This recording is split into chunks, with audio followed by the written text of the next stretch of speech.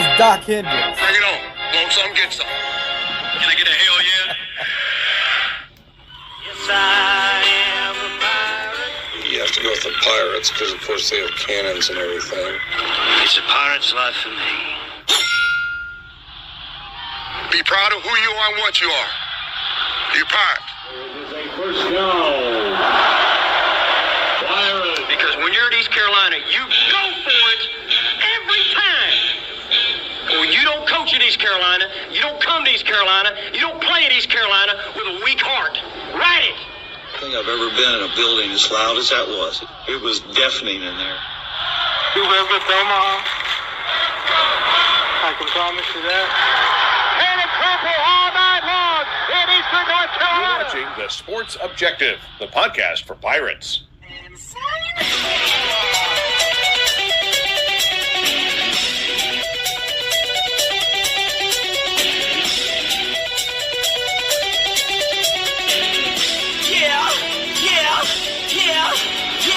My heart is purple and gold. I'm a pirate down of my soul, and I don't back down, not at all. Find out when the cannons explode.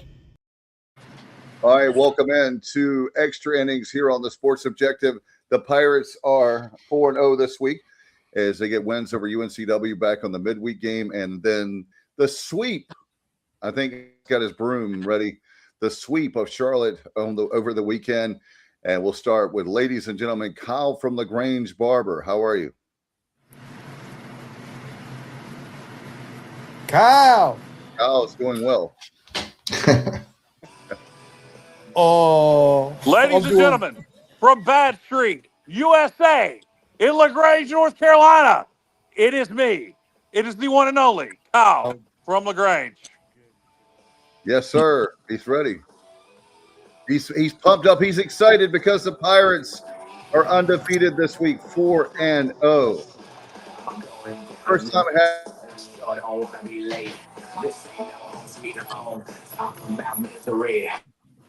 Oh my God, he's playing that in the background. Yeah, that was a non-copyrighted Bad Street USA ripoff. I think we can get away with that.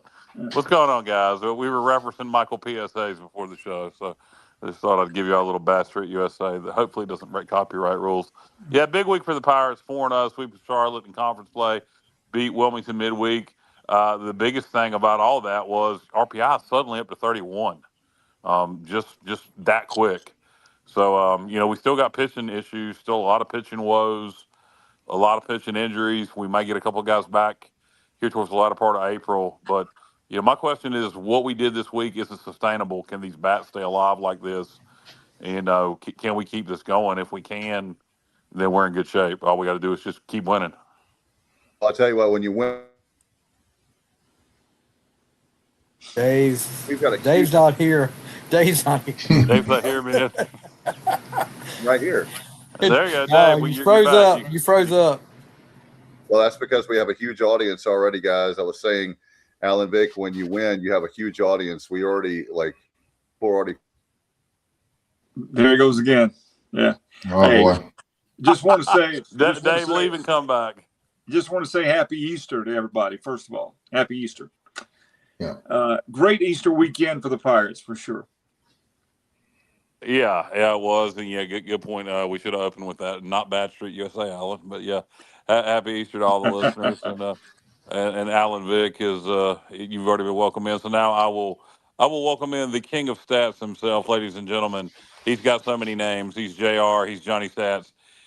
From two locations, Summering in Greenville, North Carolina, making his permanent residence in Virginia. It's Johnny Stats Robertson.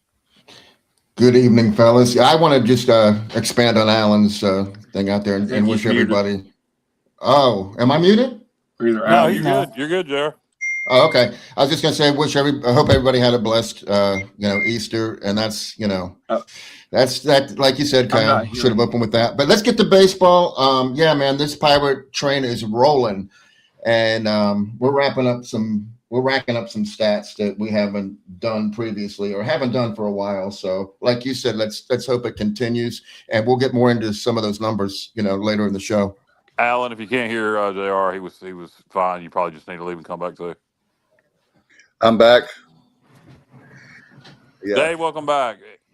There we go. And Dave, you want to welcome? You want to introduce Stevie? He hasn't been introduced yet. This is a great Hello, start to the ladies show. and gentlemen, from the control room in Lasker, North Carolina. He's a commissioner in Lasker. He does it all. And on the fly, he has every podcast known to man. Stevie Fly, on the fly. What's up, guys? Happy Easter, everybody. I'm currently sitting here watching some UFL football. I mean, I don't know if you guys tuned into that or not, but they had a great halftime show. Ludicrous in the halftime show. But yeah, it's football, guys. It's football. I know that we're talking about baseball tonight, but I haven't seen football in a while, so I'm watching this UFL game. That's ludicrous. It is ludicrous. And all I got to say to Kyle right now is doot. Dude. You notice Dave tried to top my interest of Alan with his interest of you, Stevie? Alan can't hear us, I think. He's getting frustrated down there. Yeah, no, I heard you. I can hear you, but I can't hear Kyle, or I see Mal's moving. I don't know what's going on. You can't hear Kyle? Can you hear Dave? Talk to me, Dave. Hey, brother, what's up? No, can I hear Dave? All right. Talk to me, Goose. Hey, what's up? What's up, everybody? You're fine, so I'm going to back out again. That's right, guys. I wonder, I mean, I've sabotaged Dave talks this about whole podcast.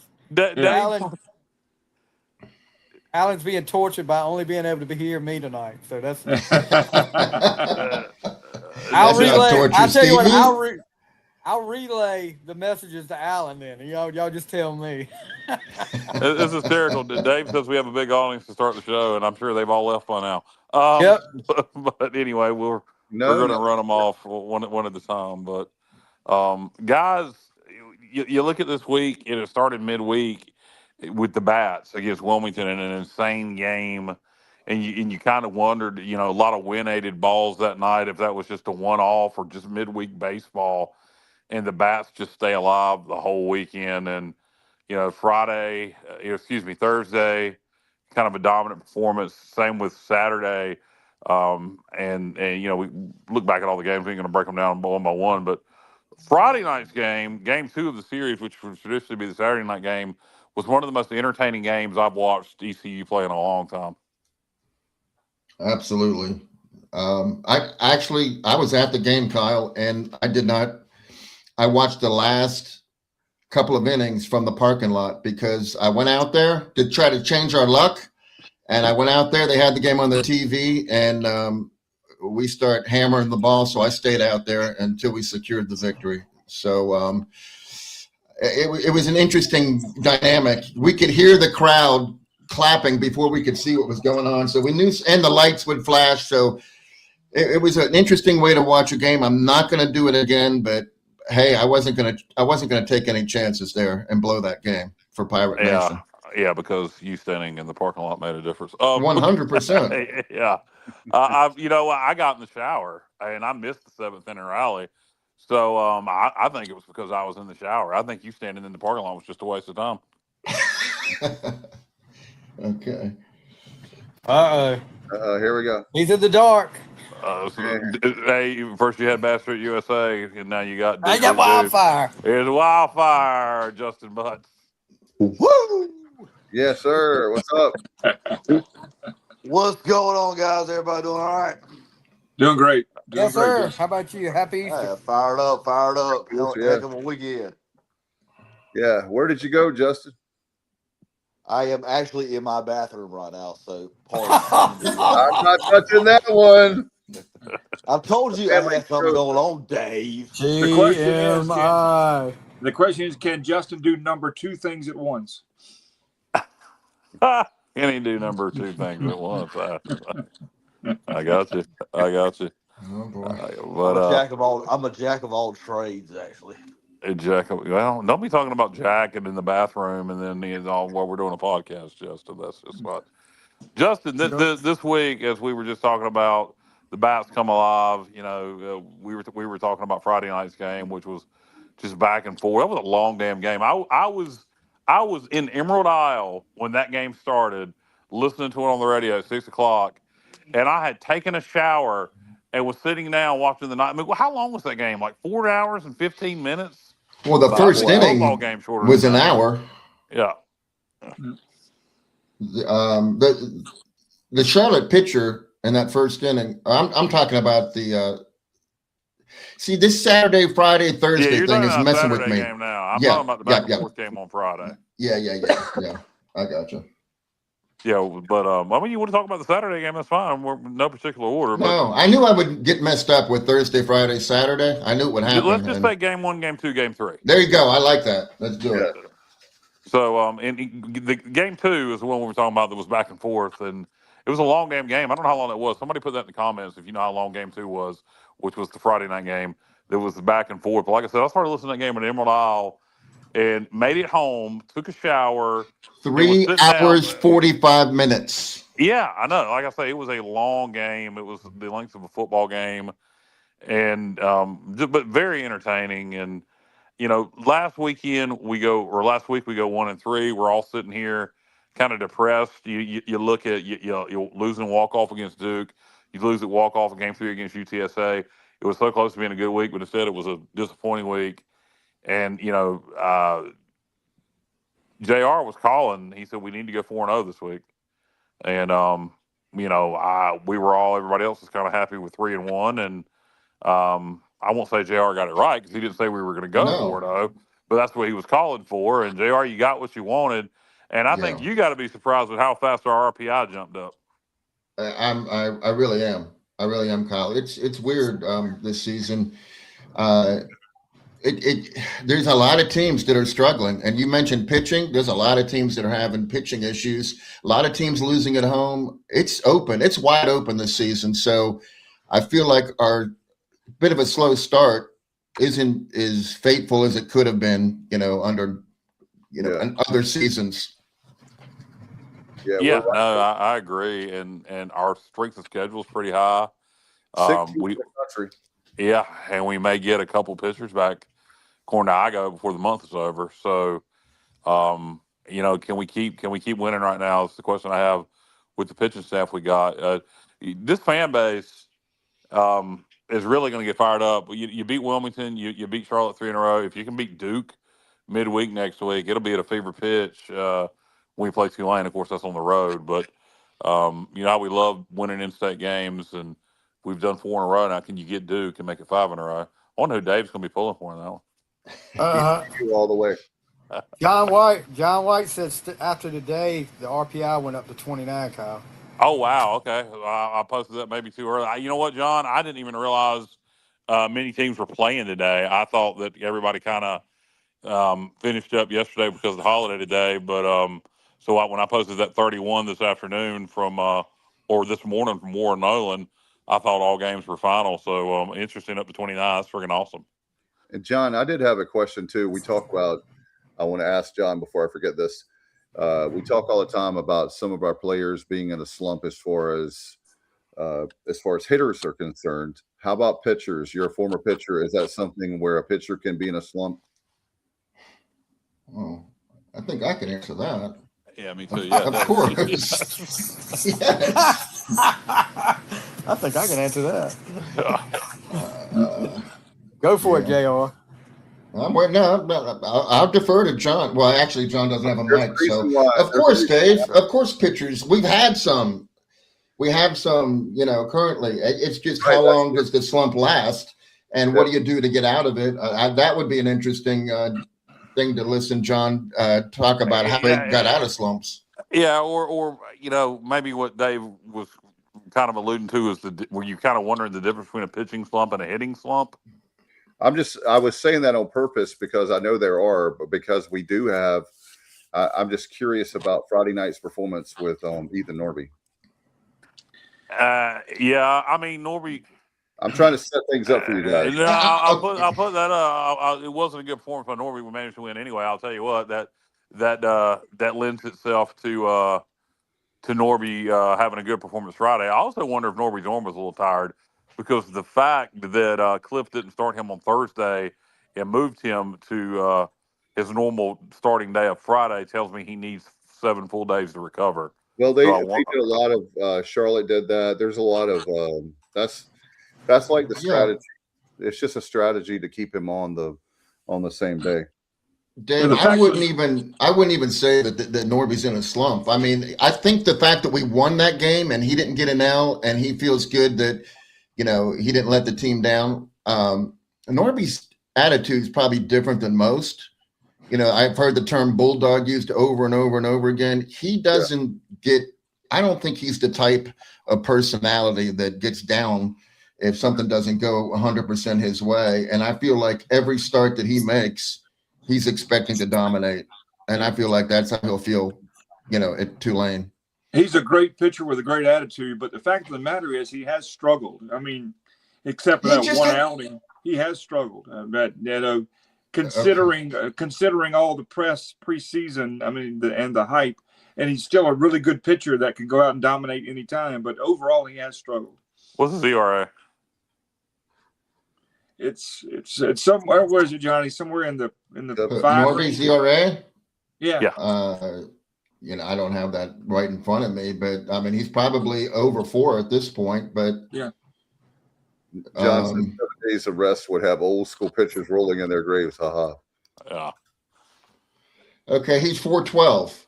4.12 ERA. Okay, so you got to get the ERA to come down a little. Although you're a starting pitcher, you throw a lot of innings, but you want it to be a little better than that. Saying he struggled, I don't know. I don't know if I'd say that. I don't think he's pitched up to preseason hype. That's for sure. But that leads a lot of good pitching left to come from Norby. I would expect him to follow up this week's performance. Got the W. With he pitched a hell of a game last week at UTSA, so I would expect him to follow up this week's performance. I can't say bounce back because we won the game, but having a better performance this Friday against Tulane. I don't give a damn if he has the same performance he had this past week against Charlotte. If we win, I'd rather win 12-10 than lose 2-0. Oh, of course. I'm simply saying that the fact is, like Alan saying, there was a lot of hype coming in, and pitcher, all the accolades, and he definitely has the tools. I'm not trying to put him down. I'm just simply saying, like, no, but I agree. He's not, been quite as he hasn't been as elite as advertised. But go ahead. Go ahead. No, I was just gonna say we've been talking about other teams' pitchers struggling. I just feel like, we've won 4 of his last 4 starts. We've won every one of them, and in conference play is what's important. And UAB, he held to 1 run in 6 innings. UTSA, he shut out in 7 innings. Yeah. So let's give him a break. I think he's fine. I don't think I think he's fine. He's definitely the best we got. What are the conference standings after this weekend? Okay, go ahead, Dave. So UAB, the Pirates were right there in the middle, right? So when they won the 3 games, here we go. We're literally tied for second place, guys. UAB is 7-2.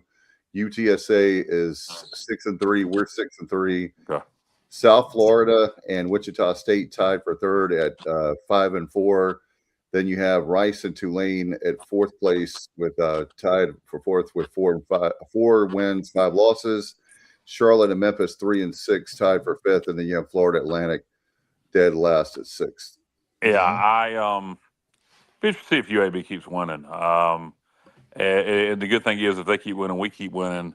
We got the head-to-head with them. South Florida, so far, not looking as good in conference play as they did out of conference. I don't know. There's a lot of baseball to be played, and we're in good position to have a good shot to win the conference in the regular season. I agree, Kyle. And by the way, John White brings up a great point. Luke Payne showed something that would be a huge boost if he can repeat his performance. Can't overstate that. No doubt. Yeah. No doubt about that. Luke's been warming up in the bullpen and not getting, his shot.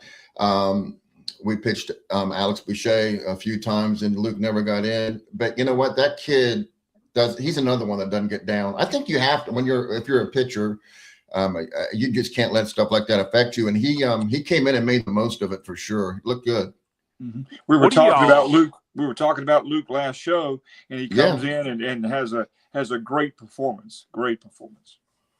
You know, Dave, I talked to his dad, and his dad told me that Luke had other offers from other big schools, but he told his dad he loved Greenville and he wants to win another ring. He's got a ring because he won a championship at Tennessee.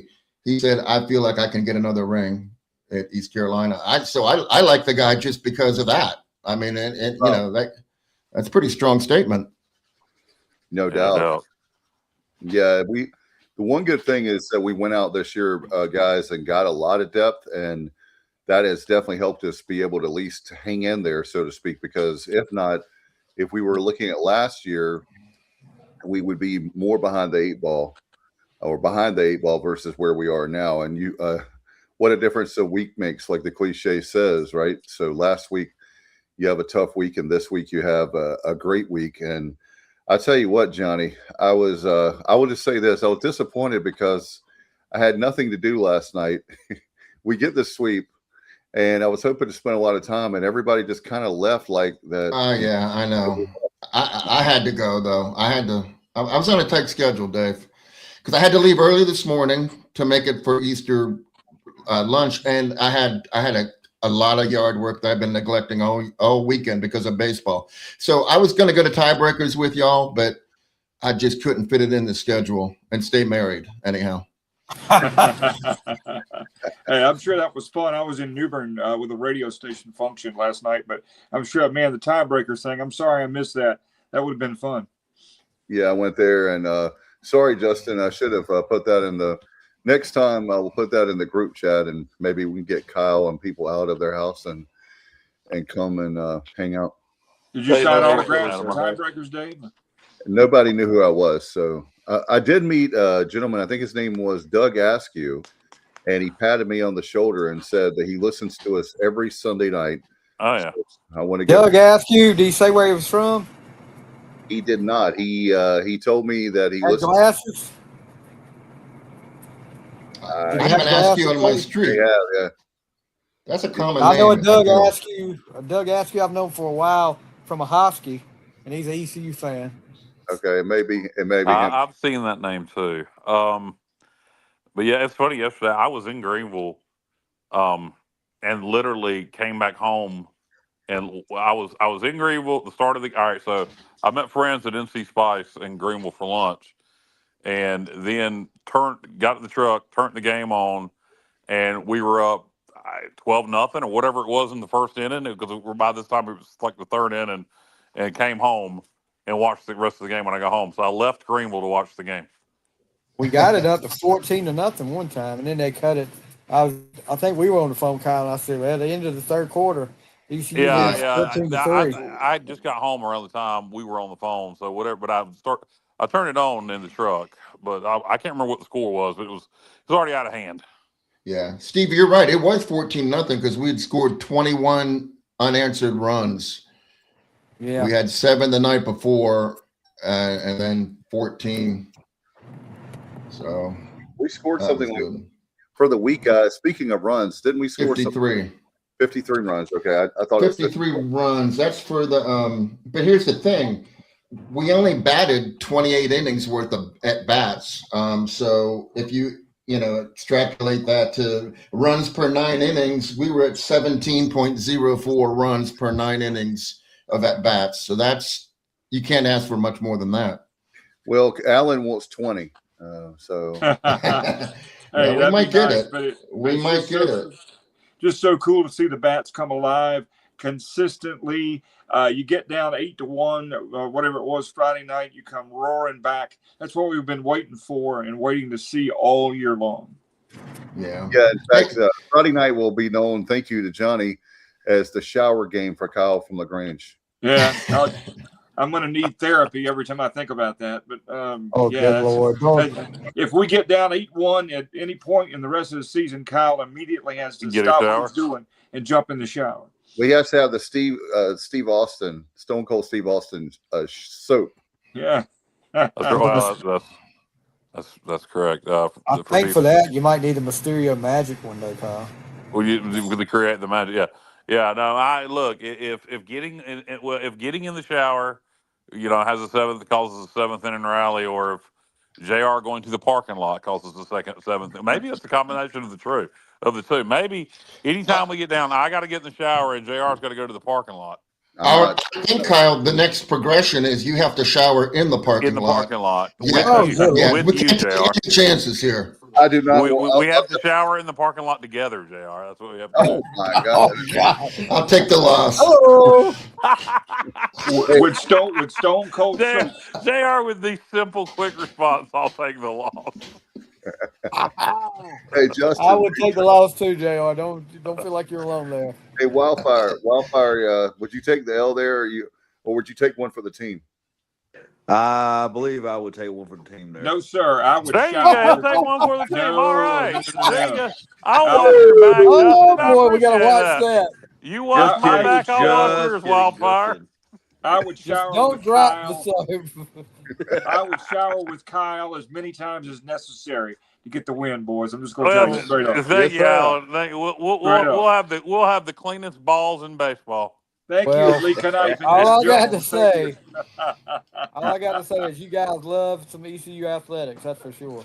Hey. Well, Stevie. Whatever it takes. Whatever it takes. It's all about water conservation as well, guys. That's right. That's true. That's true. Alan has always been about water conservation. Water conservation, yeah. As long as I've known him. Yeah. John says, Johnny, I stopped watching 2 on Friday and checked score. Refused to go back to watching till the end. Haha. See? Well, I had a feeling that whole damn night that we were going to come back and win that game. I just had that feeling, and we did, and then in the top of the ninth when they had 2 on or 3 on with 1 out, and then they 3 on. Yeah, 3 on. Yeah, with 1 out and then back-to-back outs to end the game. Because I felt at that point, I was like, Jesus Christ, we're going to have to win it in the bottom of the ninth. But then we got those 2 outs and ended it without having to play any baseball in the bottom of the ninth. And I really think ending it there was a bit of a catalyst to the momentum we came out with on Saturday in Game 3. It definitely did. And one question I want to ask you, Kyle, because you brought it up last week. Did you feel like the guys were playing a lot looser this week than last week? Yes. And I was going to ask. That's what I was about to ask the question earlier. What do you guys allude to the bats coming alive? What do you guys think contributed to the bats coming alive so much? Yeah, they were playing looser, but, what was the catalyst behind that? Was it, what led to that play? Was it just they came alive against Wilmington in that wind and that kind of created momentum, or yeah, so it was the Wilmington game just creating momentum. I hope it continues. I hope the guys keep having fun. You see the return of the birdhouse. I like that one. Yep. Saw that. You just wonder if there was something internally, maybe a players-only meeting. I don't know. They actually had it's great that you said that, Alan. I forgot about that. They had a players-only meeting when they got back from UTSA. I know that for a fact. We have some sources that told us that. And so, right, Wildfire. And so they had a players-only meeting when they got back from San Antonio last weekend. And I don't know if that had anything to do with it, but they definitely did on Sunday. That would have been late Sunday night. Yep. That shows you the commitment coming all the way back from UTSA. Everybody's tired. It's probably late. And they decided to get together and just have a little powwow. And that shows you a lot. And that shows you the commitment that these kids have. And we talked about this team not having a leader, but I would definitely say there's leadership if you have a team-only meeting after a tough week. And on top of that, you're coming all the way back from San Antonio with 2 walk-offs in the week. Yep. Yeah, you're starting to see some guys step up maybe in leadership roles. Go ahead, Jared. I was going to say, I also feel like we discussed the DH issue, just not being able to, make the DH spot pay off. Jack Herring, I think that's our guy. I mean, he was 4 for 7, 3 runs, 4 RBIs, a lot of walks. That was my suggestion on Igo's show, his midday show.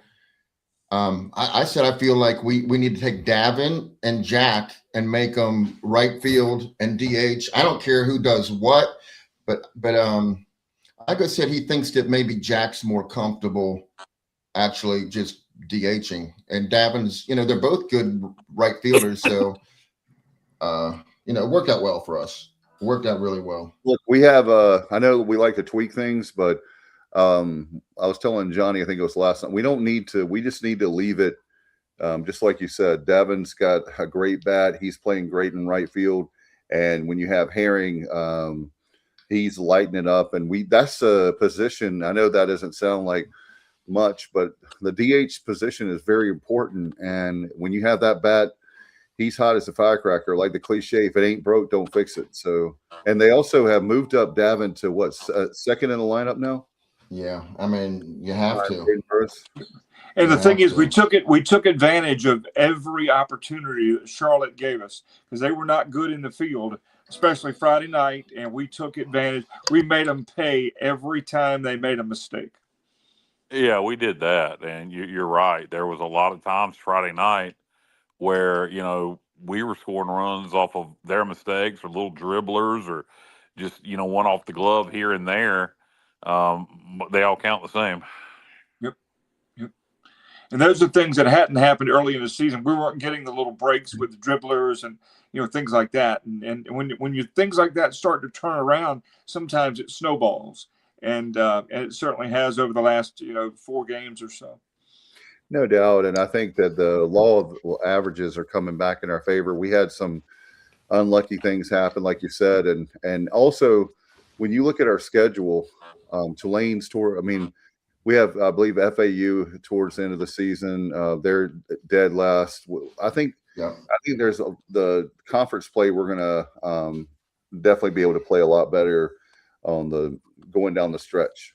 Hey, that last weekend is going to have UAB at UTSA. That could be. I never thought that would be a thing with UAB, but at this point, and they have Wichita State at home, they could sweep again. There's only been 3 sweeps so far in the American. UAB has 2 of them, and we have 1 of them. So, and they're 9-0 since we beat them in the first 2 games. They've won 9 in a row since then. Yeah. So, like I say, if they keep winning, we keep winning. That head-to-head could really matter. Yeah.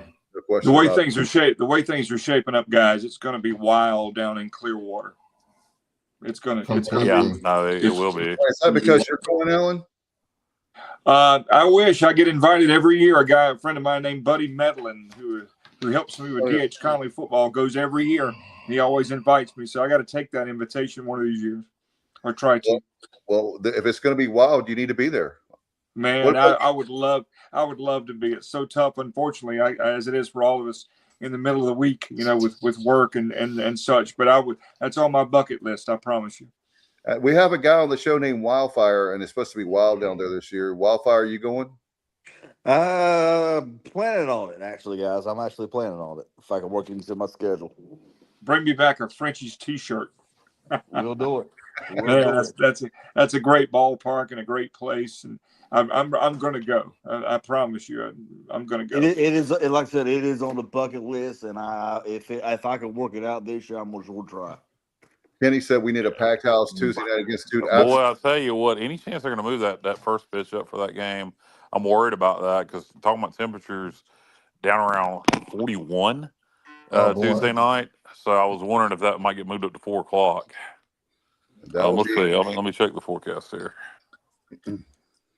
Yeah, it's gonna be chilly. It's gonna start warming back up, I believe, on Wednesday slowly, and by the weekend, coming up weekend looks great. But Kyle's right. I think it's gonna be a little nippy on Tuesday night for Duke. And please God, we need that game, because that'll be great. We beat Duke, and then we have at Tulane. We could Johnny will get 4-0 week. Let's try for that again. By the way, I got to give a shout out. My business partner, Mark, is a big East Carolina fan.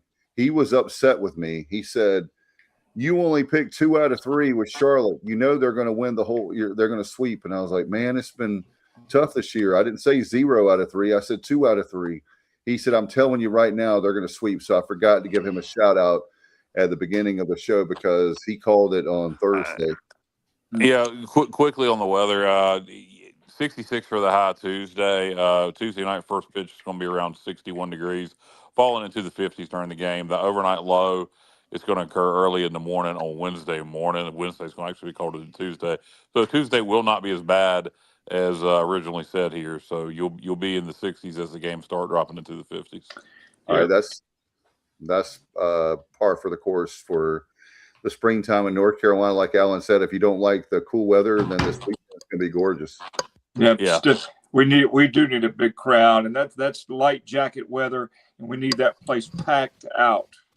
I know there's going to be I have a mutual friend who has a mutual friend that's going to be cooking a pig in the jungle Wednesday, and I know on Tuesday rather. I know he wouldn't mind folks coming by and getting a little bite of something because it's going to be a big one. How's he going to do that? I really don't know. I just know he's cooking a pig of some sort in the jungle, wherever he's at. Wherever he is. And he's a Duke graduate, and I've been asked to stop by, so I'm going to try to do that. That'll be in the premium lot if it's anywhere, or it could be in the. Actually, if he's a Duke fan, it might be in the Belk lot. Yeah, he's a Duke mutual friend and a Duke fan. So I don't know this gentleman, but my friend Tony Capillari knows him very well. Okay, so it's not physically in the jungle. That wouldn't. Wherever they're going to be set up, he's going to be cooking He's going to be cooking pig. I haven't been out there enough to really look at the semantics. Where's he from originally? That's a good question. I just found out last night this was going to happen, but I'm going to go find you can't miss my buddy Tony Capillari. He's got on a cool hat and a mustache. He looks like the Marlboro Man, and he's a huge, never misses a Pirate game. Never. By the way, guys, we're going to want to remind everybody for that South Florida series on the 25th. We've got a really big tailgate with the ECU Alumni Association. I want to give a shout out to Dan and everybody at the Alumni Association, and we'll have 2 tailgate spots, and I think we're going to be beside Josh Thomas and Johnny Robertson and everybody. So come by and see us. We'll give you more information, but save that date. We even have jungle tickets for $4 that you can get in for that date. So if you want any more information, hit me up and we'll take care of it.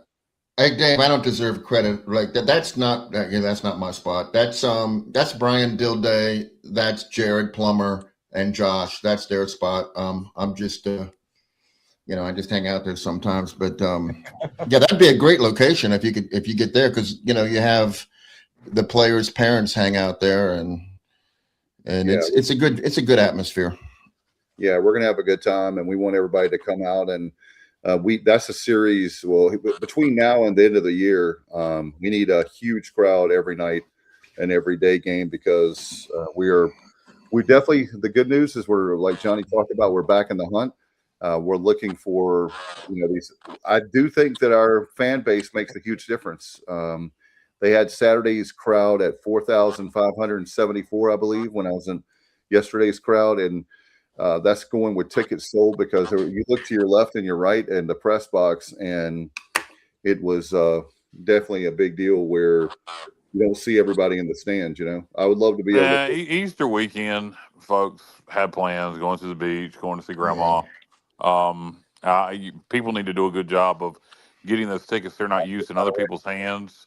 Yep. And look, I have a big I'm not here to tell anybody, and every dollar counts, and I'm not here to scold anybody for selling their tickets by any means at all. But if you can't sell them, just give the sons of bitches away.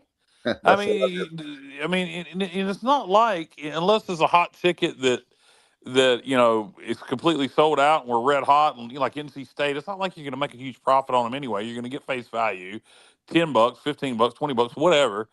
You just get your tickets in people's hands that can use them if you can't be there. And maybe you don't have anybody you can give them to, so they might go unused. But the fans that are there are very loud. Yeah, it's always a great atmosphere. It's always a great atmosphere. Oh, you could watch it. I had to watch it on TV Friday night, and you could hear the fans when we were coming back making a lot of noise. Oh yeah, a lot of noise. And Cliff talked about that in the post game. on Friday night about the fans, and that's what we need. Is that crowd sounded like a regional. Watching it on TV too. I was coming back. I did want to remind me guys when we're done talking about baseball and we're talking about the ECU news. I do have in the roundtable. I do have something to discuss, so I don't want to get off track and put the conversation there. But remind me to talk about concessions. Just say concessions to me if I forget, because we definitely need to work on that between now and for football. Baseball, I think they do a good job. And anyway, I don't want to get on that. So overall with baseball, is there anything else you guys wanted to add to? Well, I'll just say, we've been talking about the bats came alive, but just to put it in perspective, we batted 406 for those 4 games last week as a team. 406 as a team. That's crazy. And we had Davin that batted 611 and Grady that batted 600. Jack was 462. We had this is the first time we've ever had 3 games. This season, it's the first time we've had more than one game where we've had multiple home runs in consecutive games. We haven't been able to do that more than once, but we did it at all 3 games against Charlotte. So I think that's huge. We did it against Wilmington too. Was there 2 at Wilmington too? Yeah, there had to be multiple home runs against Wilmington. We scored like 10 billion runs. So that should be 4 games in a row. Let's see what we did at Wilmington. Yeah, this team just had a different swagger, and not because we swept, but you could just look at the body language. Something was different. So, I'm no baseball expert by any means, but something was different about, just the approach at the plate. They just looked confident. It was just a difference that just from the past weekend that we'd seen, all year long. There was a difference. Kenny talks about that. He went to Thursday night and Saturday's game. He saw a Pirate team playing with, it should say, confidence. Yeah, they're playing with a lot of confidence. And, I don't know, like I said, maybe it all started against Wilmington. Maybe it started in that players-only meeting. Maybe it was combinations too. But hopefully you can keep this going. Yeah, Kyle, Grady had the only home run against Wilmington. We only had one. Okay, we only hit 1 home run against Wilmington? That's how you do it. But that's great, though, to know that we have we could – and just like you guys said, I think that I will say for our batting this year, I think that we are we have the green light that if we have a pitch and instead of taking pitches, I think that we're doing a better job this year of hitting. If you have something to hit it. Instead of like getting so far, the problem is if you get so far behind in the count, it's really, really, I know we've got a lot of guys that can do it, but that, and also I've noticed 2 out hitting. I don't know what the stat is on that, but we've been way better. We've been murdering it, killing it. Yeah, here recently, absolutely. Which is, that is a what's the word I'm looking for? I'll go with signature. That's essential. The signature of Cliff Godwin baseball is 2 out hitting and 2 strike hitting. Yeah, and we've been doing both very well recently. What about the? I don't have the stat obviously, but the midweek games we've been doing a lot better this year. Midweek has been way improved. I feel like. Yeah, we're 8-2 now. I think, or 7-2. We're 7-2 with both losses being 1 run. Campbell and Duke. My question about the midweek games is, can we continue that with the pitching situation like it is? I hope so. Because we got big midweek games coming up. You got Duke, you got NC State, you got Campbell. Yeah, I think so, Kyle, because we might have some new pieces, to add. And now we might be able to depend on Luke Payne a little bit more. Nick Moran is still on the mend. If he gets better, that'll be huge. Yeah. Both of them are left-handers. I think we can do it. I really do. And we're supposed to get our I can't think of his name, guys. Dan Kempen? We're supposed to get him back towards the end of April. So that would be huger than huge. Yeah, we're not getting Weber back, right? He's out for the year. No, highly unlikely. No. Yeah. And at this point, we probably don't want to put him out there, even if he was able. Yeah, it's good to go ahead and shut down his season because you want to make sure he's got it. That guy is a Friday night guy for our future, so you don't want to. And that's another thing you got to respect Cliff for, is the fact that you see these crazy coaches who let these guys throw 100, like these crazy amount of pitches in a game just to win the game, but yet it can really backfire on you, not only for your team, but for the future of that kid. And you want them to be able to go to the next level if possible, to be able to go to the pros. Speaking of the future of a kid, how cool was it Friday night? And you know I'm a big fan of this kid's. How cool was it to see Alex Boucher hit that home run? That was just, and I know we hit other home runs, but Boucher knocking one out of the park was just so cool to see. Well, I'll say this, Alan. Oh, go ahead, Kyle. No, you go ahead, Al. Okay, I was just going to say, what does that say? What you mentioned, Alex Boucher. What does that say that our hitting is so good? We can't get Carlos Hakame and Alex Boucher into the lineup. I mean, Carlos has been clutch. He's only struck out twice in 63 at bats, and he seems to always come up with big hits. And Alex Boucher, his hits are timely as well, but we can't, there's just not enough at bats for everybody, and that's really a good situation to be in, I guess, unless you're Carlos. It's a good problem or to Alex. have. Yeah, it's a good problem to have, and we see now when this team is clicking and hitting on all cylinders, what it can do, and it's really fun to watch. Like Kenny said, it finally looked like Pirate baseball. Yeah. The fight against Wilmington when they cut into the lead Tuesday night and about to make it a ball game, or cut it to 1 run, I think, and then we come back out and bam, it's a 7-run game again, and then Friday night game 2, all the fight. Anytime Charlotte would get up, we'd come back. Love that. You love to see we're not out of this. That's Pirate baseball, and if we keep that kind of play the rest of the year, we'll be fine. No matter, you can't afford to lose any more pitchers. We got to get some back. But if we keep that kind of approach, that kind of attitude, and play with that kind of effort, the rest of the year will be fine. Yeah. Hey, we've had 7 games ended by the run rule in the 7th inning, and we won every one of them.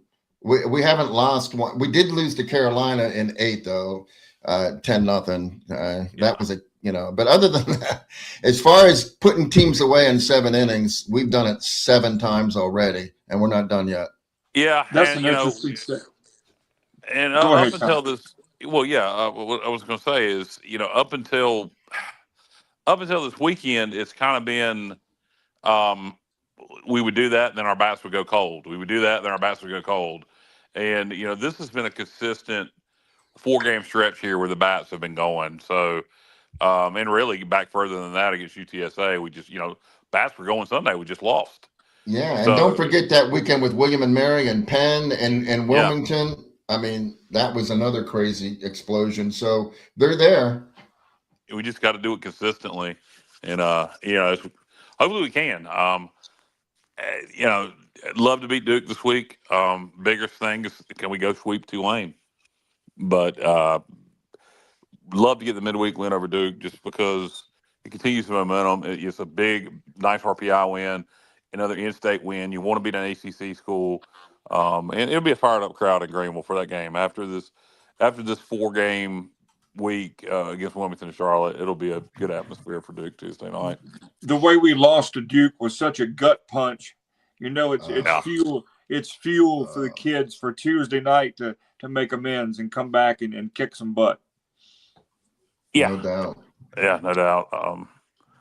Guys, we want to move on to the round table or the square table, or I'm done with baseball. We'll talk. We're gonna have a Tulane pregame show, right? Preview show. Yeah.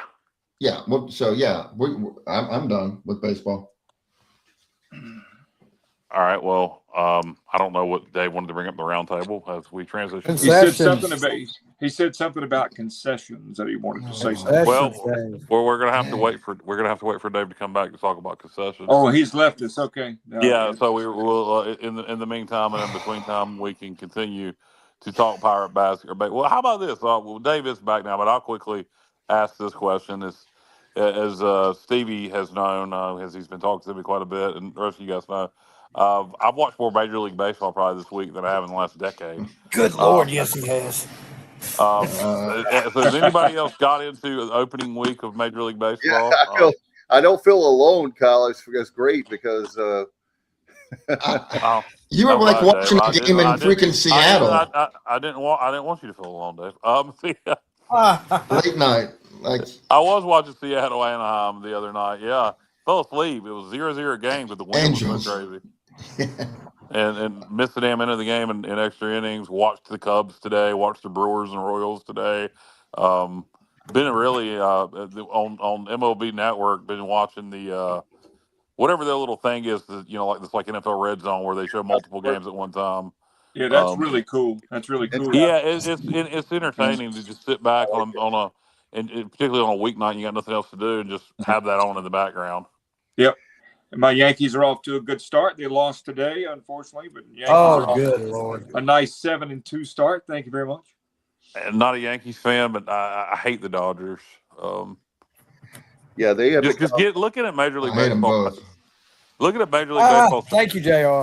Looking at Major League Baseball salaries, man, it's insane. When you look at what the Mets, the Dodgers, the Yankees play compared to like the Nationals.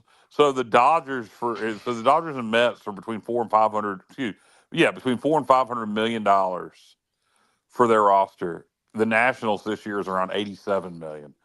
Yeah. I mean that is insane.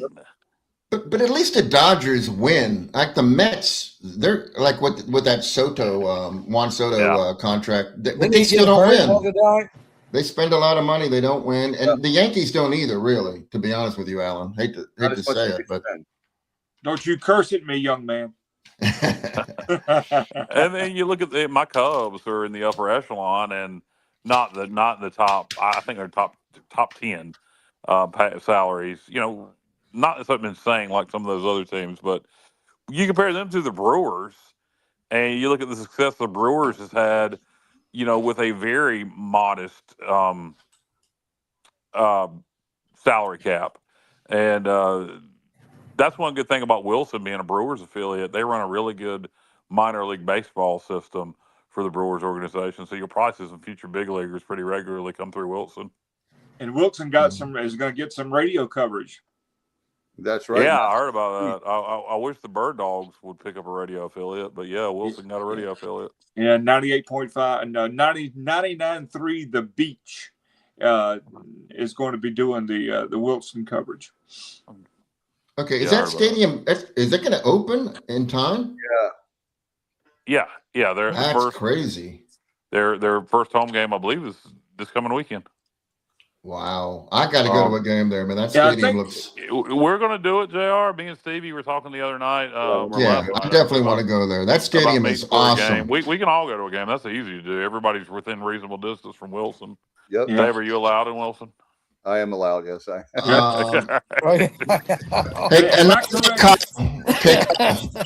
Another thing I like about the new stadium in Wilson is they kept some of the old businesses in the neighborhood. Right next door to the stadium is a cinder block shack that's like gizzards and lizards and gizzards. Lizards. Hell yeah, they got a lot of lizards. Lizards and givers. So maybe after the game, go get some gizzards. We're gonna do that. I am a chicken liver fanatic. Jared, do you eat chicken livers? I love livers. No, I do not. Me and Dave got some Southern coming out in and eat chicken livers. Yep. I know Stevie. Stevie's a picky eater. Stevie's like a girl. I don't like this. I don't like that. Wow. So yeah, I know Stevie's going to take that. That's all right. Talking about Wilson guys, our friend Ron Behringer, who does a lot of PA for the Pirates, is going to be the PA guy for Wilson. Nice. Yeah. And he is so great. I saw him yesterday. And not to be remiss for the Bird Dogs, I saw the recent promotion for them where they were advertising, which I said they should do last year, lumped in with the downtown Kinston restaurants and bars and the water park. So good they're doing that now. I'm going to tell you what. We last year tried to really have some involvement with the Bird Dogs, and they really didn't take to us, Dave. I'm gonna try. We'll try again this year, but if they don't and Wilson does, then we'll just provide a little Warbirds recaps. But I would prefer to support both. Let's do it all. Yeah. Hey, kids still with I'm not Kentucky, going to Kyle? keep being shunned. I'm not going to keep offering our support and keep being shunned. Do you know what I mean? No. So, Yeah, I hear you. Is that guy still with the Bird Dogs? I don't think so. Because he shouldn't be, because you threw out some like stuff he should have paid attention to, and I just don't think he did. Yeah. Plus, he was from Ohio or something. He didn't. I'm not 100% sure he's not still with them. I don't think he is. I don't want to say too much. Yeah. If he's Okay. still with them. So let me. Okay. Yeah, but minor league baseball, they should be, man, any publicity, any press that a minor league team could get, I mean, my gracious. I emailed them after, feeling like he really wasn't that interested after he came on the show, and emailed above him and got a good response back.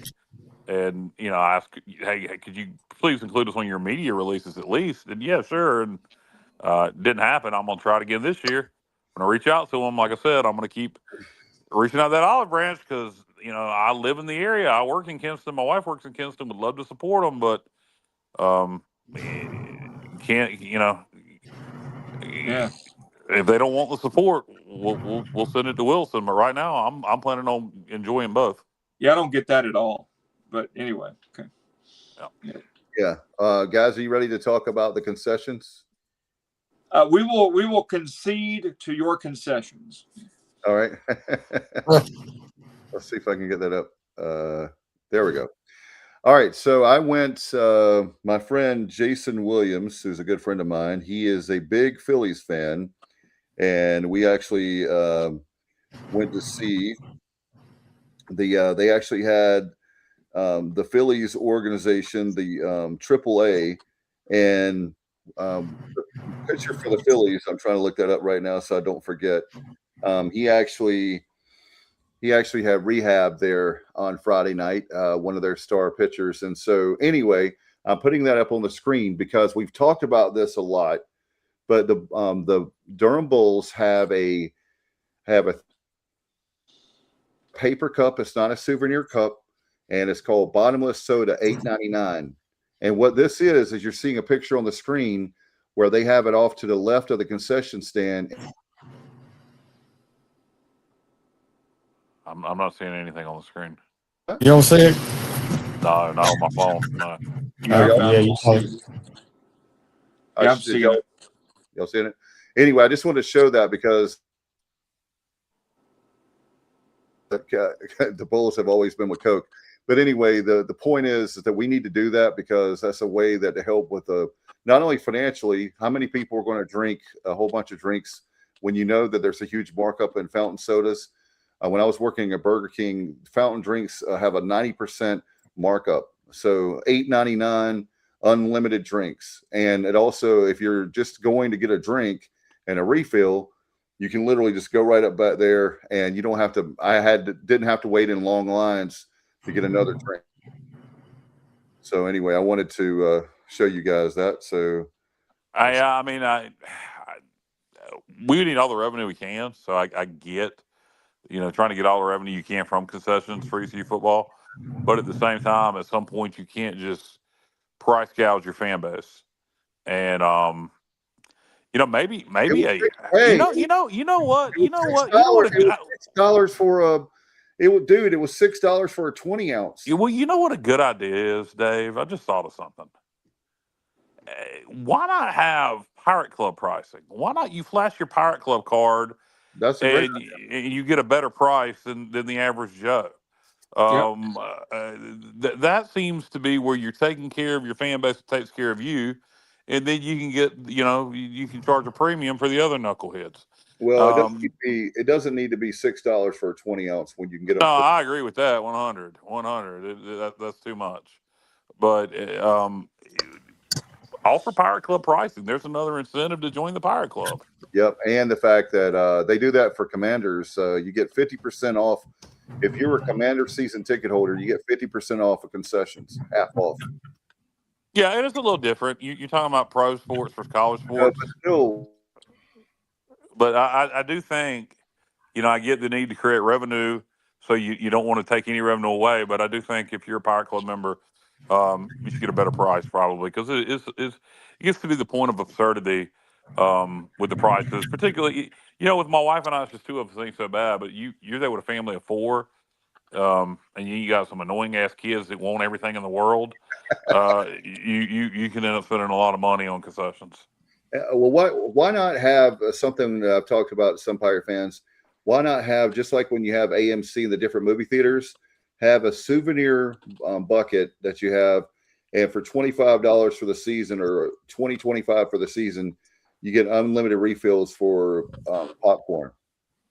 Well, I think their thought is they'll make more money just selling the popcorn like it is, but they might not. I mean, something like souvenir buckets become so collectible and everybody wants them that, offer a limited amount, make it a premium to get one, offer a couple thousand of them. And once they sell out, they sell out. And, you'll have people fighting over them. How about souvenir cups that highlight a great moment in Pirate football history? That's a good idea. That's a good idea, Alan. Yeah, I mean, you got a Peach Bowl cup, you got a whatever cup, man. Those things would be like hot. Collect them all. Yeah, I mean, it's like Hardee's. Oh gosh, Fast Fair. Collect them all at Fast Fair, Kyle.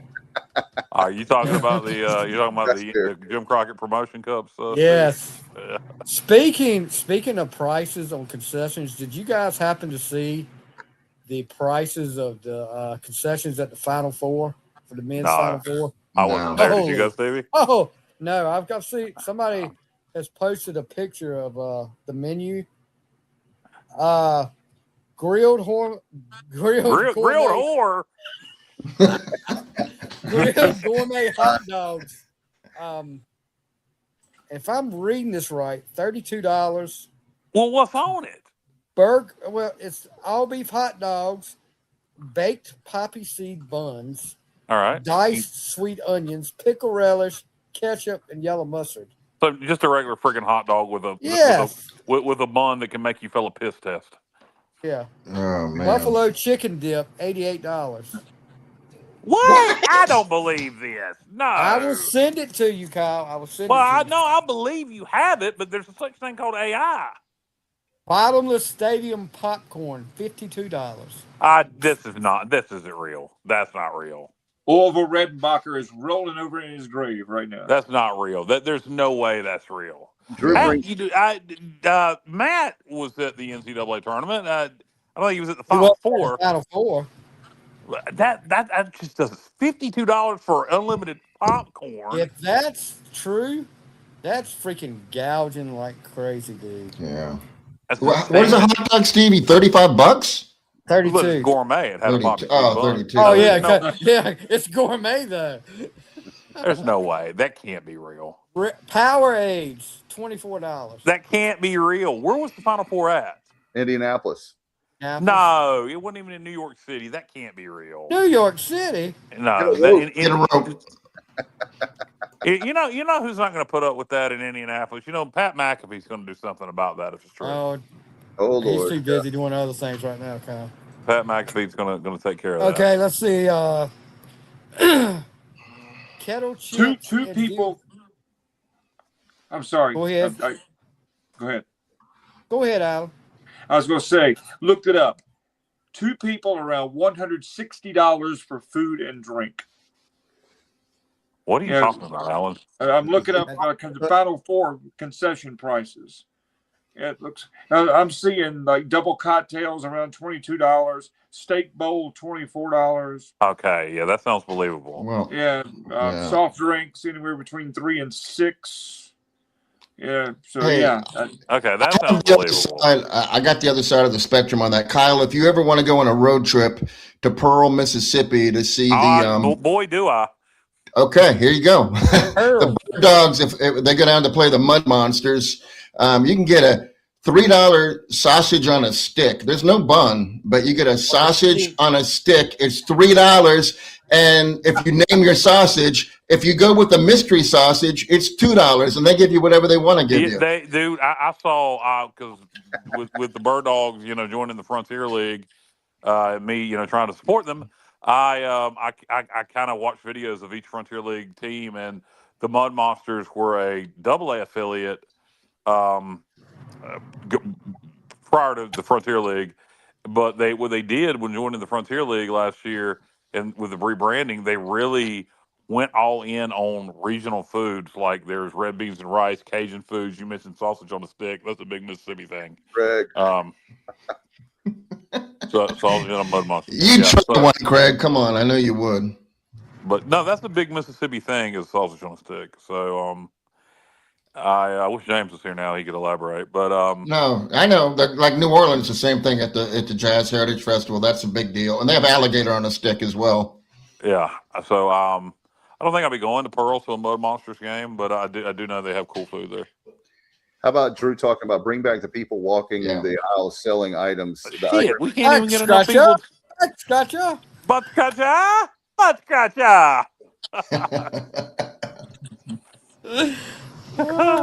Apparently, me, Stevie, JR are the only ones that watch Family Guy.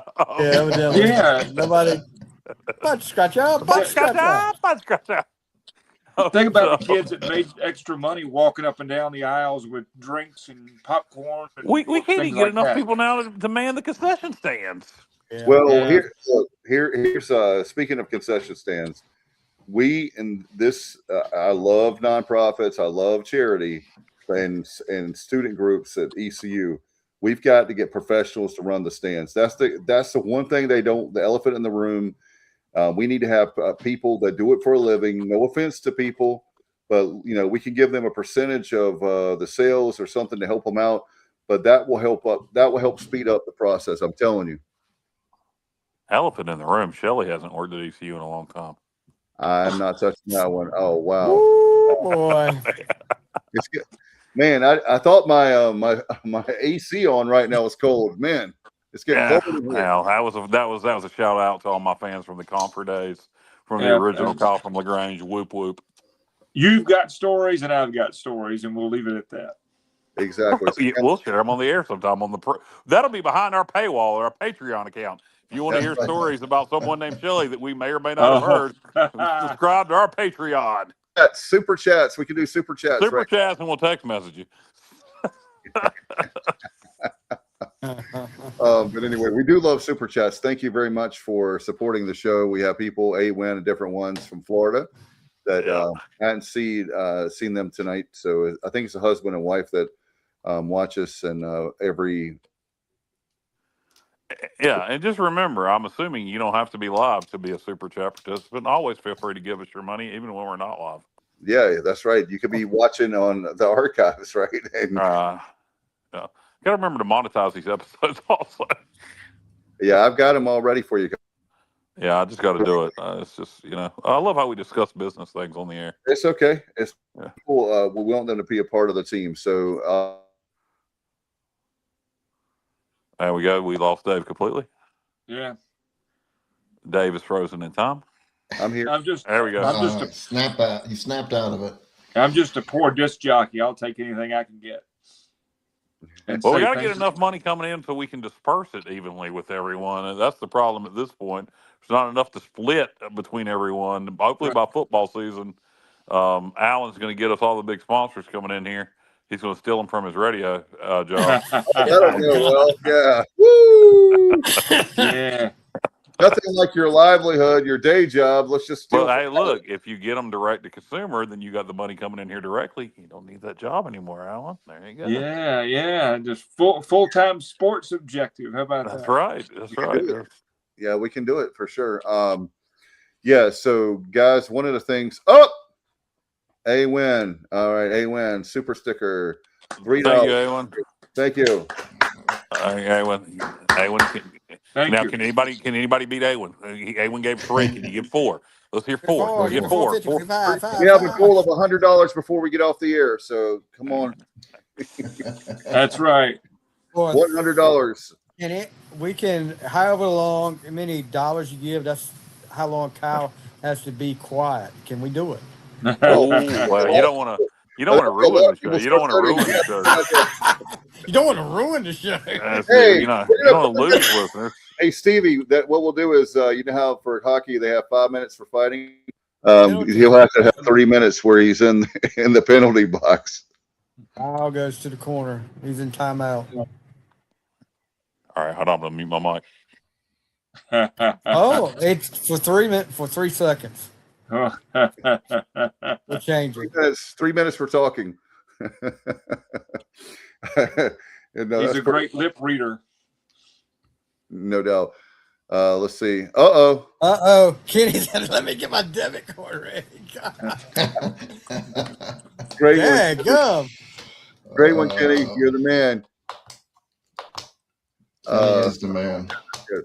I was waiting on Justin had I guess we can go ahead and start talking about he had to go, but he wanted to talk about President Trump's executive order he signed, I think, on Friday about the transfer portal where you can only transfer one time in 5 years. Yeah, and then I think he said, NCAA judges, if you overturn this, I'm going to blow up all your bridges and your roads.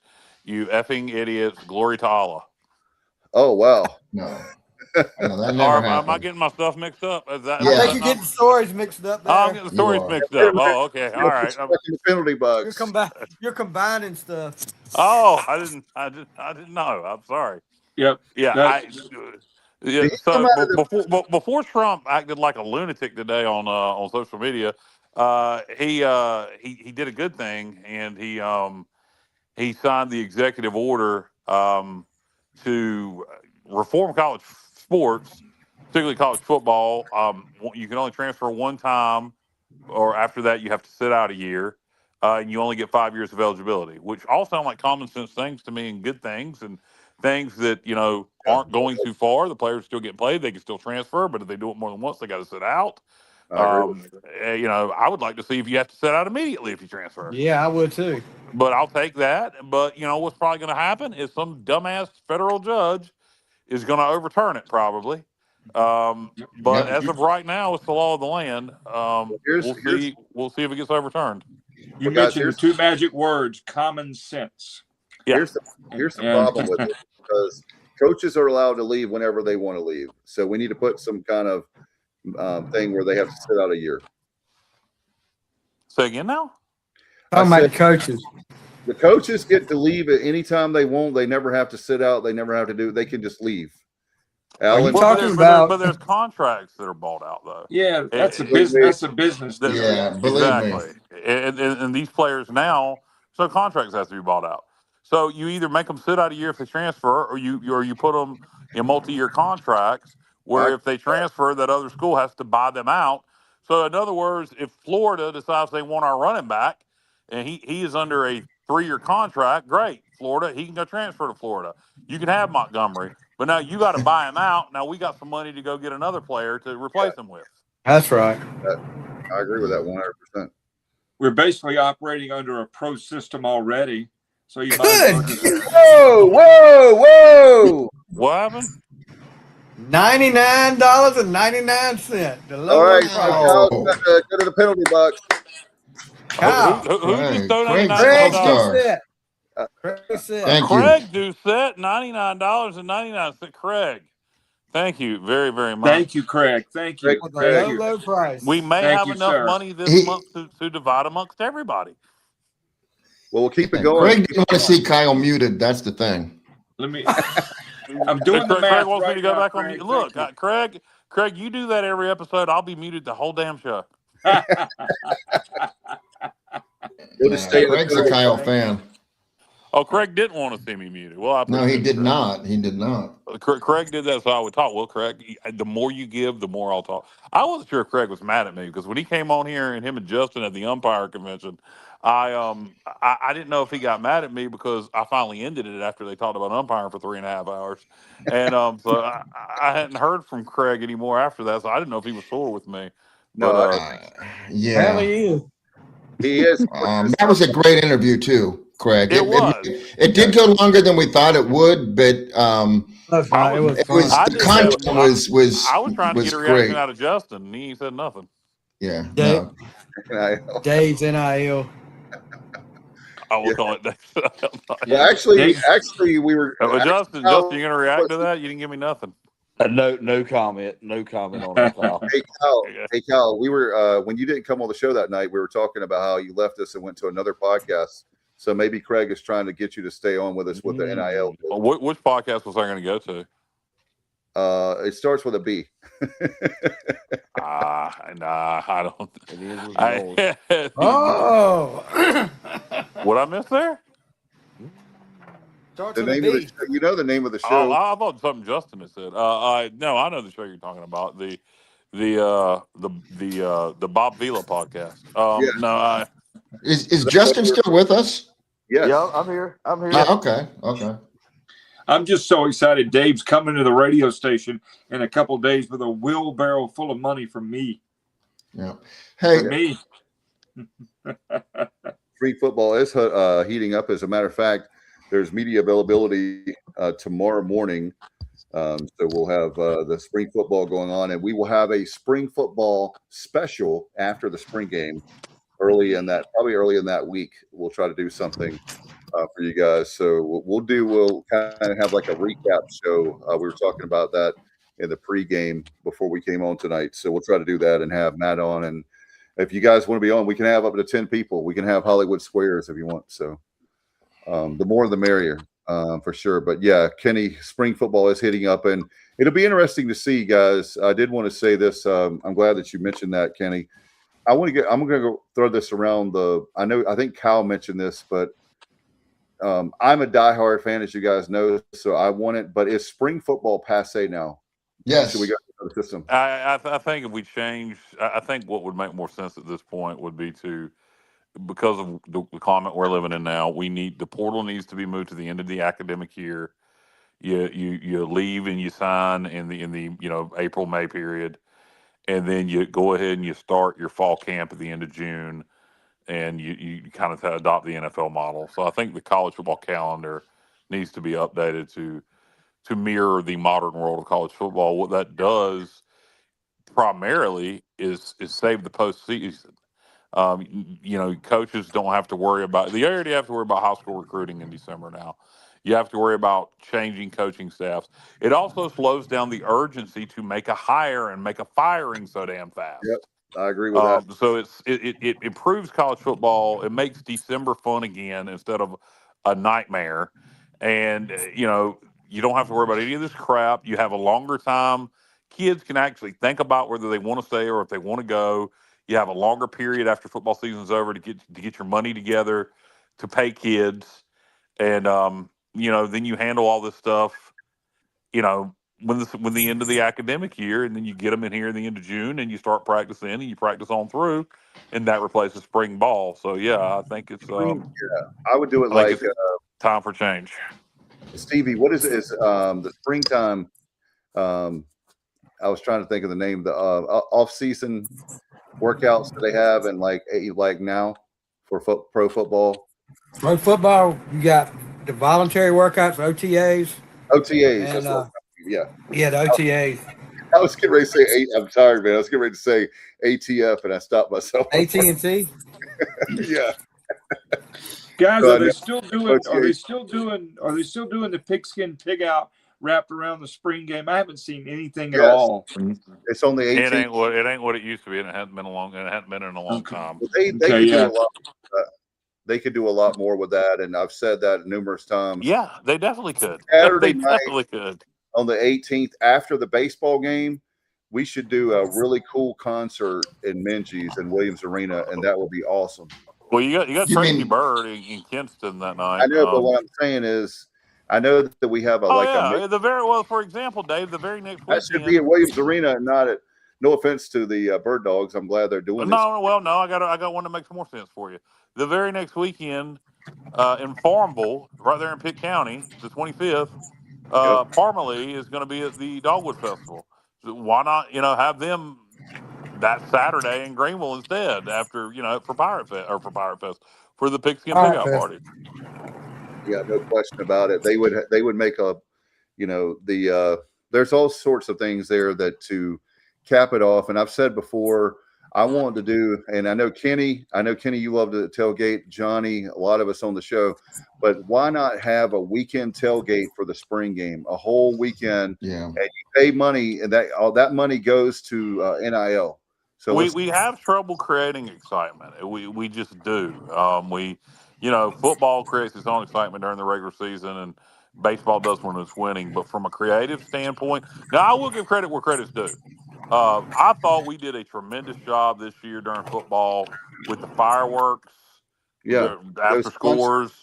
Yeah, doing the And coastal thing though, we kind of yes, well, we did, but we did the fireworks better than them. And then okay. the drone show is something we Bring that back. desperately need to bring back. That was cool. Was that the Army game? What game was that? It Was it the Army or was. I something? believe it was Army. That was unfriggin' believable, and there weren't enough people there to appreciate it. Kyle, it kind of bothered me, to be honest with you. I just couldn't figure out how they could do it. Like, this is like, how are they doing this? It's very precise, man. Those people know what they're doing, and it was unbelievable to watch all those drones in formation like that. I freaking loved it.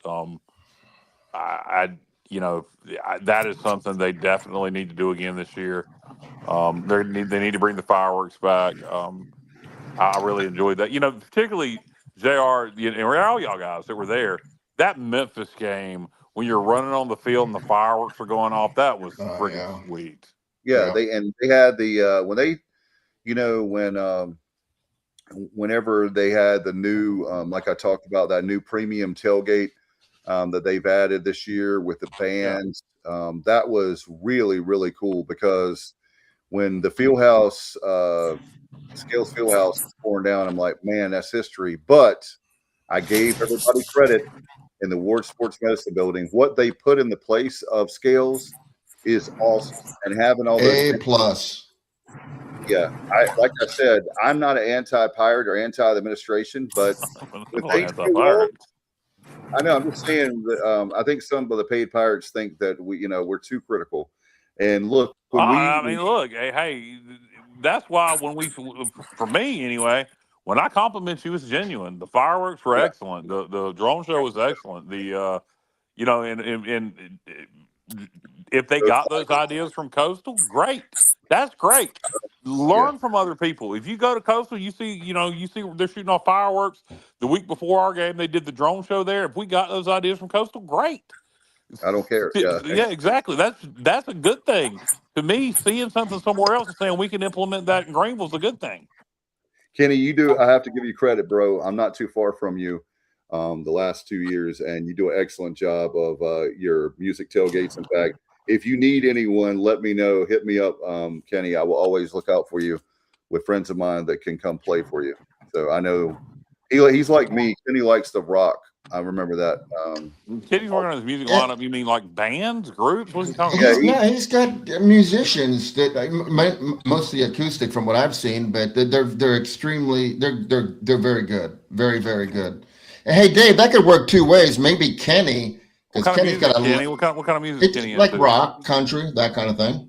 Okay. It's really good. Yeah, but Kenny's got a lot of connections in the music industry. Maybe he could hook you up with some acts for the Snack Shack. Absolutely. Yeah, me and Kenny, I didn't know Kenny was a big music guy. Me and Kenny need to talk. Oh yeah, he is. Huge, definitely. Yeah. If you're friends with him on Facebook, he's always at a show like in Greenville, Washington, local music. So give him a shout out, because that's good stuff. We'll try not to. Some of our fans don't like us to talk about music and concerts, but we're after. Really? What one fan complained about that? I'm sure it's more. But no, I don't think it was. You can't ever talk about music or concerts. I think that person. That's a different situation. No, don't talk about it when it's when we're talking baseball. Yeah, we don't. We finished up baseball. No, we're doing it exactly right. That person would not have an issue with this. Pre-game concerts, exactly, Craig. Just like here's what I would say. Well, they did that. They did that a little bit. I know, but basically, John Gilbert even said that. In other words, they kind of had to, to be fair to them, based on when the Skills Fieldhouse and everything was torn down, they kind of just had to piece a concert, like lineup together. But I tell you what, Alan, this year, when speaking of concerts, they're going to have all the shows that normally would be at Town Common. That concert series is going to be underneath the stadium in the concourse area, and they did a good job. They did a good job with the show. What's the guy's name? Oh about Greggy and the Jets. Thank you, Greggy and the Jets. Thank you. It was the Elton John tribute. Do stuff like that because you can get a ton of sponsors and you can get a lot of people there pregame. And the people they had, like the main event band, I know that the Embers, they had some good groups like they would normally play there. So some of the I know that Kyle doesn't like tribute bands, but they are popular and they get a lot of people. Greggy and the Jets are on a different level. I mean, I agree. I'm not a big tribute band guy either, but they're as good as I've ever seen. I saw somebody. Was it going to be at the State Theater? I don't know where it was. It might not have been the State Theater. I saw somebody was going to have an Eric Church tribute band. Like Eric Church tribute band. Come on. I swear to God. So Dave, crazy. So Dave, are the shows coming back? What IBX and Henry normally do at the Town Common? Are they going to be doing it again this year? I haven't heard any promotion on that yet. They are good friends. Ernie Shepard with a tribute band, Trial by Fire, their Journey band. They're going to be there in May. That's how I found out. But they're going to be under the stadium for the entire series. Okay. Because that worked out really well last year. Except for the ladies in the front row that were under the big drip. Yeah. Had a little leak in the roof. But they were at they would have got rained on anyhow, if it was outdoors. But yeah. That was crazy. That was a great but it's big drip. It's it was a huge drip, Kyle. It was crazy. Yeah, coming down for Greggy and the Jets. And it barely missed all of the thousands of dollars of equipment. Yeah, no, that is true. That is true. That would have been a mess. But really, I again, tribute bands, if you get a chance to see Greggy and the Jets, do it. They were very or Trial by Fire. Yeah, Trial by Fire is great too. I had them, Herney, I've had him twice, once in Williamston and once at the State Theater. And Trial by Fire. If you love Journey, here's my thing. Okay, I know Kyle. It's not really a tribute band, but Stevie, what is the name of that group? You help me get the title right. That's going to be playing up in Littleton. Bad Company or Badco Legacy. It's got that's not really a tribute band. Right, exactly. See, I would go see them. That's got two former members, now not the original lineup, but they were members of Leonard Skinner, of Bad Company. That would make sense. The former lead singer of Bad Company, like around 95, and then a guitar player from Bad Company, what was it, 86 through 95? He was with them, Stevie. Yeah. Okay. So you got two former members, and then some other guys. It's called Badco Legacy. I would go see them. That's somebody that they should look for, to do a pre-game concert at ECU or the Town Common Series under the stadium. Wynn's giving us $5. A Kid Rock pregame with Big Flyover. Kid Rock puts on a good show. He puts on a Kid Rock pregame. We're going to spend a lot of money. Yeah, that's what I'm thinking. I'm not sure that's in the budget. You know who I'd settle for? Hey, say it with me, kids. On 3. 1, 2, 3. Ward Davis. Oh boy! Hold on, let me get my bourbon. Hold on a minute. Let's see if I can drinking out of a fire hose over here. They could do a Elvis tribute show. Hey, they could, and with a real dude. Did you see what I posted on my Facebook? I mean, what? I saw several things. Well, it would be in relation to what you're talking to, because I get your joke. I get your so you know what I'm talking about too. I don't remember seeing anything. If there was, I would go, Craig. If there was, I like Whitesnake. Yeah, very underrated. But yeah, there's a lot of bands. Look, what I'm trying to tell you guys is, here's the thing. Okay, let's talk about Journey. Okay. Let's talk about Journey. They're playing in Greensboro Coliseum in May, right? Sure. All right. There's only left now. There's Neil Schon. That's it. Yeah. So you're paying $300 or $400 to see a band that used to be Journey, but only have one original member left, or you can pay $10-$20 and you get a better show. I'm just saying. Well, I don't know about better show because Neil Schon is a pretty significant part of Journey. but that Jonathan and he can. Yeah, I don't know about that one, Dave. I wouldn't pay to go see it. I You wouldn't. either like tribute bands or you don't. I mean, you Yeah. can't force somebody to I know, like but I'm something. just saying the journey. But I know, but the Beach Boys, I can start naming off a whole bunch that have been living off their name, and they have now. It's just down to Mike Love. I mean, you can journey. A lot of these bands were getting older, man. And are you going to pay a huge amount for Journey? Like the band, you know, the name, they have their name, Journey, but that's about it. I mean, they got a Filipino. He's good though. He's good. He's good. He is really good. Arnell's good. No, I know he's good. I'm just saying, it's not Steve. They're not Perry. going to Damn get Steve Filipinos. Perry. Yeah, I know. What? Damn Filipinos. That's not Oh, the way, God. Get off my lawn. that's not the way I meant it. You know it. But just the fact that you could pay. There used to be this Filipino girl at a strip club I used to go to in the early 2000s, and good God Almighty, anyway, yeah. Go ahead. You want to pay $300-400 a ticket? That's fine. Never mind. For Journey, Do not with a girl. go right ahead. I knew that was going. I'm not paying $300-400 for a Journey. Sorry, I've seen them like A Journey with the Filipino girl. Yeah, well, I mean, who's to say I haven't, Alan? But hey, Alan, that gives a new meaning to meet and greet, but the VIP package. But anyway,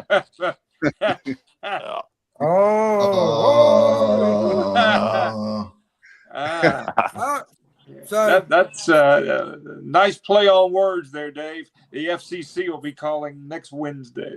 No. Yeah, well, we don't have to. No FCC rules apply.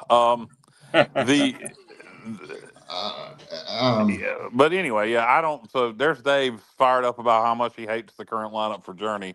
But I'm just saying that when you're talking about with tribute bands and you're making that, and here's another thing.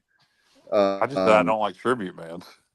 Well, there's a particular band that I love that I'll never be able to see live, Nirvana, and they have a really good tribute band called Nirvana. That's different. If the band is dead, like completely, there's no like Kurt Cobain is dead, and then the rest of them formed. Help me out, guys. Who did? You're talking about Dave.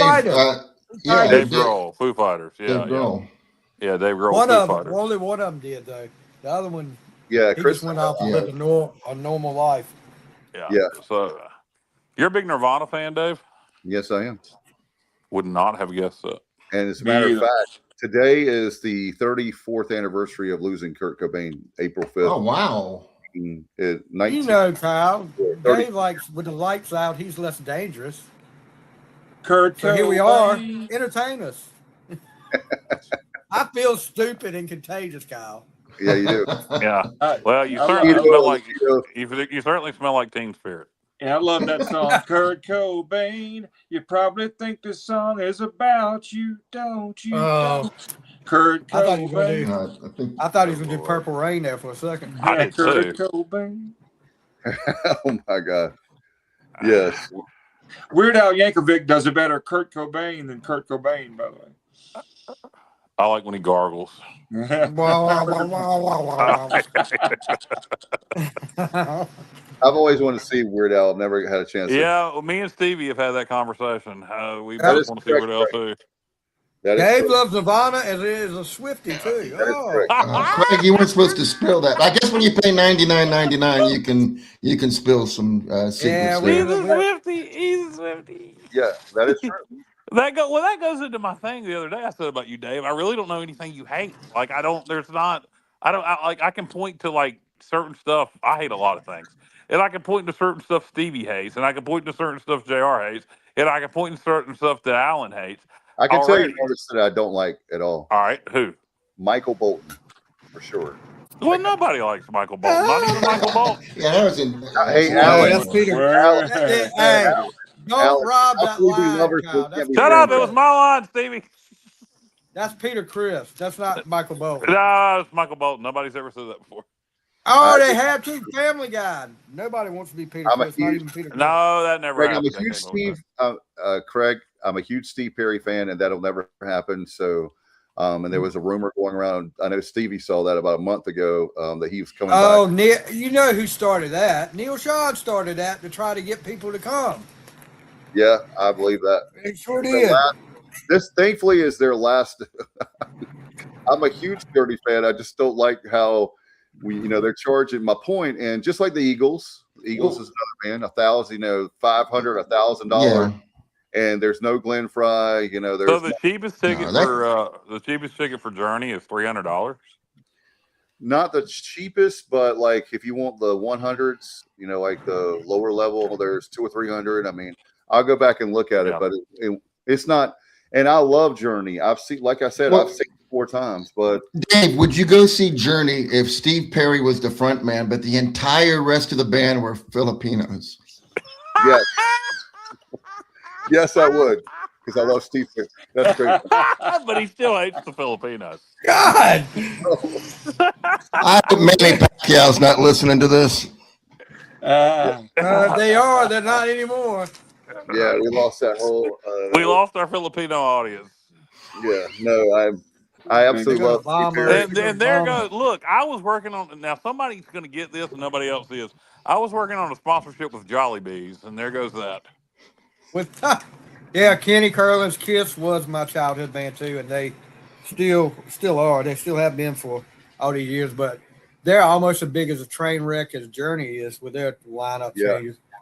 Yeah, it doesn't mean that I don't love Kiss or Journey. That's perfect, Stevie. I love those bands, but the fact that let's see. So, well, what about Skinnerd? I went to see Skinnerd in Roanoke Rapids in October, September, whenever the hell it was. Yeah, and paid a lot for the tickets and had a fantastic time. But I look at it like this: all them boys died out over the years. By the way, it's amazing to me the amount of people that thinks the entire band was killed in the plane crash. Oh yeah. As we know, most of them were not, and they reformed Leonard Skinner, and they've just died over the years. So now you got Johnny Van Zant, Ronnie's little brother, who's been the lead singer since '87. You got Ricky Medlock, who was with Leonard Skinner in the early '70s and left to form Blackfoot and came back. Yeah, exactly. So all Jacksonville dudes, right? Yeah. So I mean, I still, it's like the legacy of Leonard Skinner. And I don't think anybody is sitting there going, well, it's just the legacy. It's the spirit. They have that vibe, man. It's so I don't know if you Journey's look at a the same way or band, not. look at a band like Foreigner, legendary band. Now, wait a minute. If they're foreigners, are they Filipino? It might be. So Dave doesn't like them anyway. So Lou Graham. Foreigner, actually, I grew up on Foreigner. Foreigner is touring right now, and they have no original members. So if for me, with no Lou Graham, it's not Foreigner. Lou Graham, gotta have him. I agree. I'll tell you this though, Kelly Hampson, who took over for Lou Graham, was just as good singing as Lou Graham. Yeah, that's correct. I mean, I'll give him credit. I love Foreigner with Lou Graham, but when Kelly Hampson came in there, he was just as good. And he's retiring. He wanted to go out on his own. He's 64, I think, 65 now, something like that. But he wanted to go out like Lou Graham just put a new album out. Yeah, he's touring. He's touring back with Foreigner. I don't know how many dates, but he is back with them for some shows. So there you go. You'll have one original member at that point. Yeah, so they got to make sure you hit those shows, and there are those Filipinos there. I can't believe Dave. We find out all these. Dave's like the least racist guy I know. And then for him to hate Filipinos, so we thought, Kyle. So we thought. Yeah, what do we know? I hear a Jollibees. By the way, Jollibees is a Filipino chicken chain. The nearest one's in Virginia Beach. They were looking at a Greenville. They were looking at a Greenville store. You think we could get Wham? That's pretty good, Craig. If we got an imitation, let me make my Filipino chicken joke. We were looking at a Greenville store for Jollibees, but Dave's ruined that now. Yep, I sure did. Blame it on Dave. That's blame it on the Dave. Yeah. Hey, we could get Milli Vanilli, Alan. They're dead. They're dead. We could do that anyway. I mean, anybody could sing Milli Vanilli. They didn't sing. Alan Vick is a part of the Milli Vanilli tribute band. If we got Michael McDonald, y'all will be there. What? Yeah, he's talking about Michael McDonald. Has a song called "Yomo Be There." Oh, okay. Kyle, have you ever seen 40-Year-Old Virgin? I love that movie. Yes, I have many years ago. Okay, there's a part of that movie where they work at the video. I guess it's kind of like Best Buy kind of. And Paul Rudd goes up to his supervisor, says, "I don't mean any harm, but if I have to hear Michael McDonald sing Yamo Be There one more time, I'm going to Yamo burn this place down." I remember that now. There you go. Jollibee's is overrated. Parker's or Bojangles is way better. I've never had Jollibee's. I'd like to try it to determine if it's who put that back on the screen. A-Win. It was A-Win. Put that back on the screen for well, we have confirmed A-Win is another Filipino hater. I cannot believe the guy who was our top donor before. Hold on, Kyle. I got good news for you. If we go to the Cubs Nats game in August, I'll take you to there's a few of them in Northern Virginia. How are they, in your opinion, JR? How are they? Yeah. I've never been. Well, we're going to go to Jollibee's, so that'll be a big time. Yeah, and when I go there, there's going to be people picketing, I'm sure. Yeah, I mean, Dave will They not found enjoy, out you were there, Dave. And Dave will not enjoy any spaghetti with hot dogs or Filipino fried chicken. Anyway. Yes, that's a real thing. Spaghetti with hot dogs at Jollibee's. Look it up. With Dave, there'll be no Filipino. He wouldn't even like that Filipino girl I used to know. It's just unreal. Oh my gosh! Wow, I feel like you're still going. Got any pictures? No, not of her. Oh, this is a long time ago. It was before smartphones. Okay, so getting back on the sports thing, what'd you guys think of the whole Gino Auriemma? Oh yeah! Oh God! I'm glad you brought that up. I don't know what the hell you're talking about.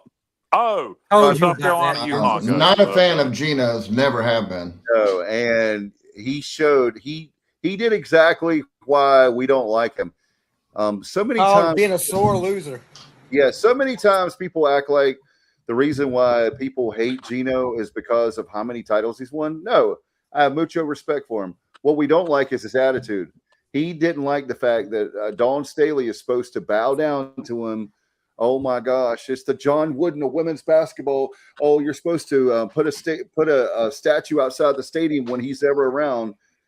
It's just ridiculous. And I tell you one thing, Dawn Staley, boy, that was about as good as that looked like WWE, Stevie. It was. It really was. Well, I think she could take Gino too. I think she could. Yeah. Both of them are from Philadelphia. I think they were both going to beat each other up or beat them down. Philadelphia street fight. Yeah, you know what though? I think Don Staley thought that was the national championship. You know that we beat Connecticut. Oh yeah, they forgot how to play today for sure. They got whacked today. They got big time whacked. You saw what she did after the game though. She praised the UCLA coach. She went, shook hands with the UCLA coach. Just to make Gino look like more of an ass than he already looked. Well, the thing was, Gino talking about she did, it's a tradition. They're supposed to shake hands. There's video of her going down there and shaking hands with Gino before the game. Gino and every coach on his staff.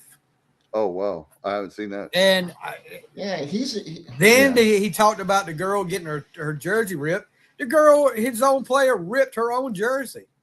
Oh, I didn't know that either. There was video of that too, which he came out with a statement. Not a fan. Yeah, UCLA definitely. I mean, they put it on them today but UCLA, with all that, that's what you talk about earlier with people wanting to make sure Trump signed that executive order, making it where all these kids need to stay in.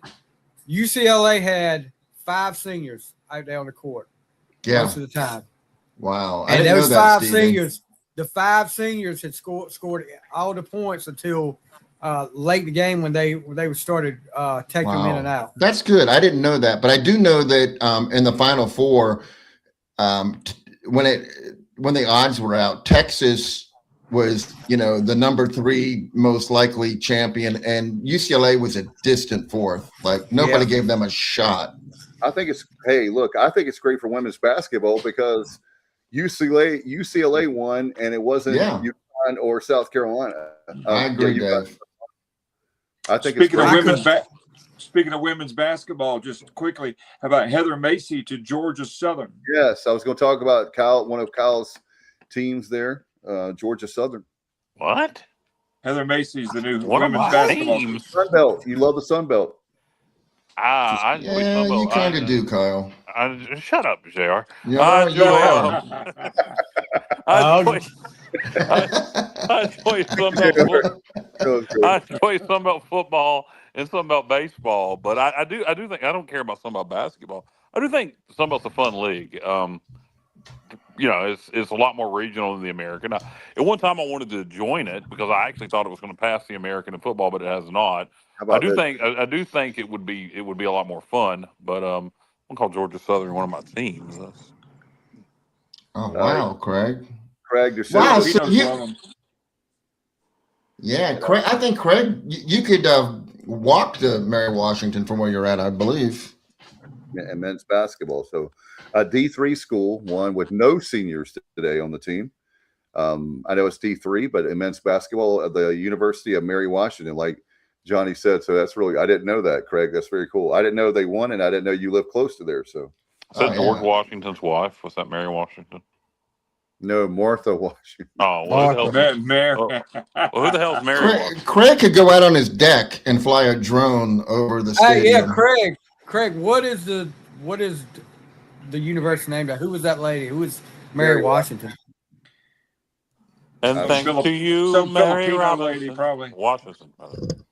She's George's sister. Is she?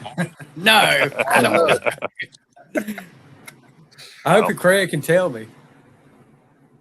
He's Googling it right now. Yeah, he is. One thing for sure, she's not. But he paid $99.99. $99.99. He can do whatever he wants to. That's right. That's right. I don't know what you know with the even 100. So, anybody excited at all about tomorrow night's national championship game? No. At all? I'm not. I may not The even only reason. George the only reason Washington's I've got- mother? Yes. All right.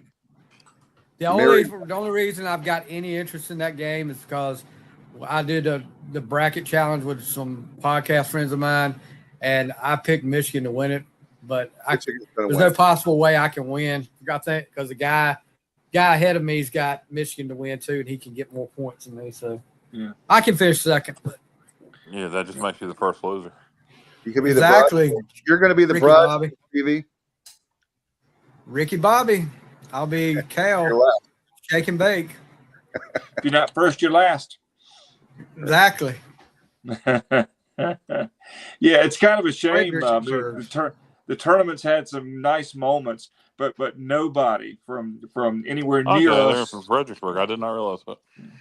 Nobody. He used to live in Richmond. That's why, Kyle. Yeah, probably. NCAA tournament. Nobody anywhere near us. Sniffing. Yeah. The Final Four. So. I'm going with Michigan all the way. Michigan's going to win it. I just don't. I know he's a great coach, but I just do not care for Danny Hurley. Not at all. I think he would be the 7th coach to have won at least 3 national championships. Yeah. Do y'all think? I mean, when you think of the names of people or the coaches that have won those national championships, you think he deserves to be in that? Bobby Knight. Who? Bobby Knight. John Wooden. Well, if he wins, Stevie, then he these deserves. are not easy times to win a national championship. I mean, I would have to almost. Yeah, you got to give him all the credit in the world. Plus, against the spread, the dude is like 19-1, and that's important too. I'll tell you one thing. I'll tell you what they need to do is as soon as he starts barking, give him a technical, and when he barks again, give him another technical, and he'll stop doing the antics. Well, yeah, because if he gets 2, he's out of the game. Yeah, that's what I'm saying. He's gone. That's my point. That's my point. Is get him out of there. Get him out of there. He's way too far to abusing the officials, and then just tee him up, and he's out of there. He's a great in-game. He's a great in-game coach, but all the other stuff is just hard to swallow sometimes. And you want to talk about Pickett has the 2 biggest. But Dave, you got to like him. He's Bobby Hurley's brother. Come on. I like Bobby Hurley, but I don't have to like him. Hey, on the flip side, Dusty May seems like a really good dude, but I can't deal with the Fab Five. I can't stand them. He's not going to North Carolina. For North Carolina fans, he's not going to North Carolina. I didn't ever think he was going to Carolina. Nah, I wasn't even. There's some that are like still out there, and even more the media. He's not leaving Michigan. He's not leaving Michigan. And I think Kyle said it. The one great thing about this whole Carolina coaching search, it's made a lot of coaches richer. Alan, are you trying to eat your camera? What the hell are you doing? I had to pick something up. I apologize. I thought you were sniffing it, like sniffing the lens to see. That's what Dave Weber used to call.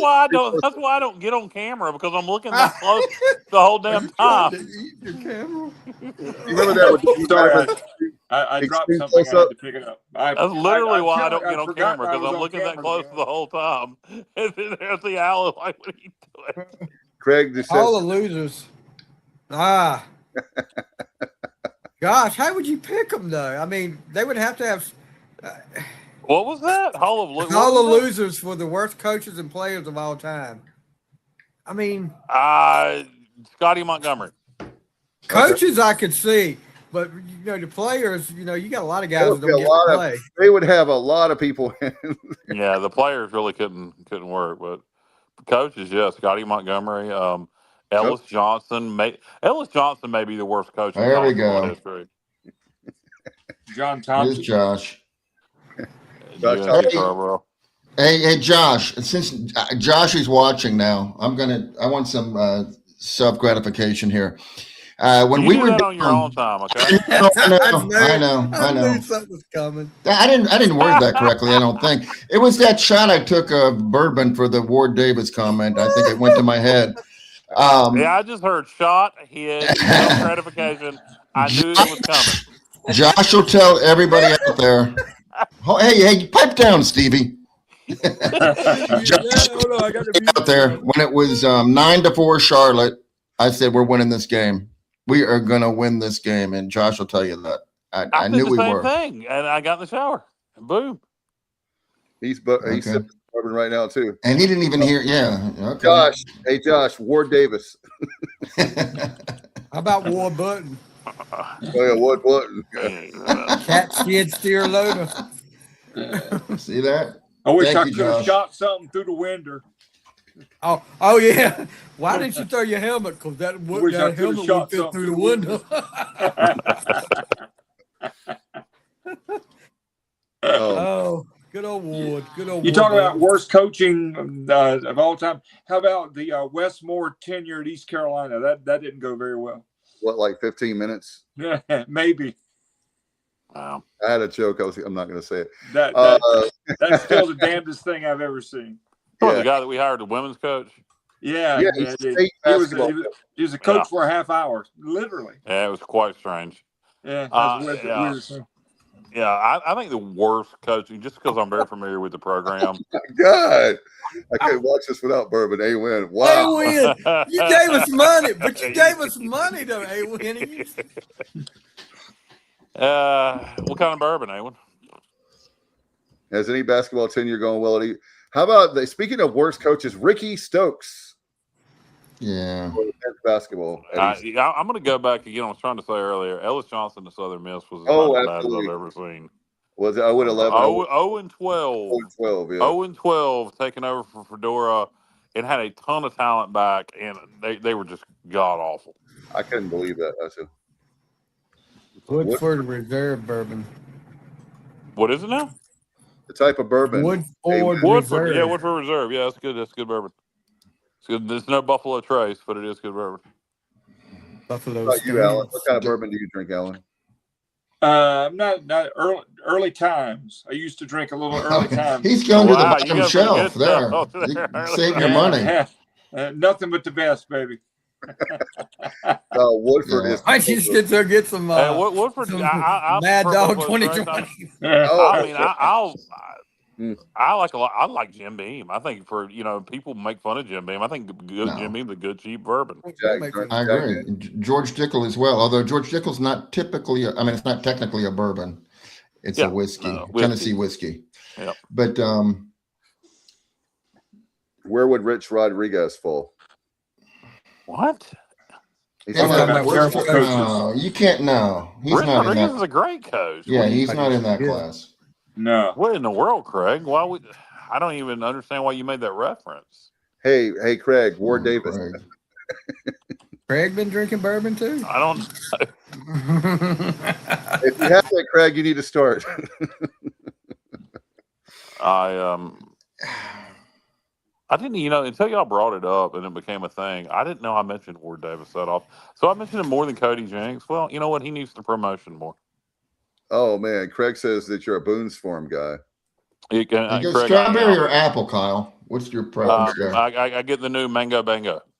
Okay. Bango. Josh says he has a number of bottles of Maker's Mark that he refuses to open. That's probably a good idea. Why? It's a collector's He item. can't get the wax off the top. I mean, The most embarrassing alcohol, I'm old enough to remember when we drank wine coolers. Oh I yeah. am too. Bottles of James. And don't say Yes, weed. bottles of James. I've never had a wine cooler in my life. Well, we can change that, JR. They actually were not bad. They were not bad at all. I mean, Does anybody still make them? I know at one point Seagram's was still making them. Seagram's thinks that. Seagram's does. My mom drinks one every once in a while. Kyle, they've been replaced by hard seltzer. What about they have.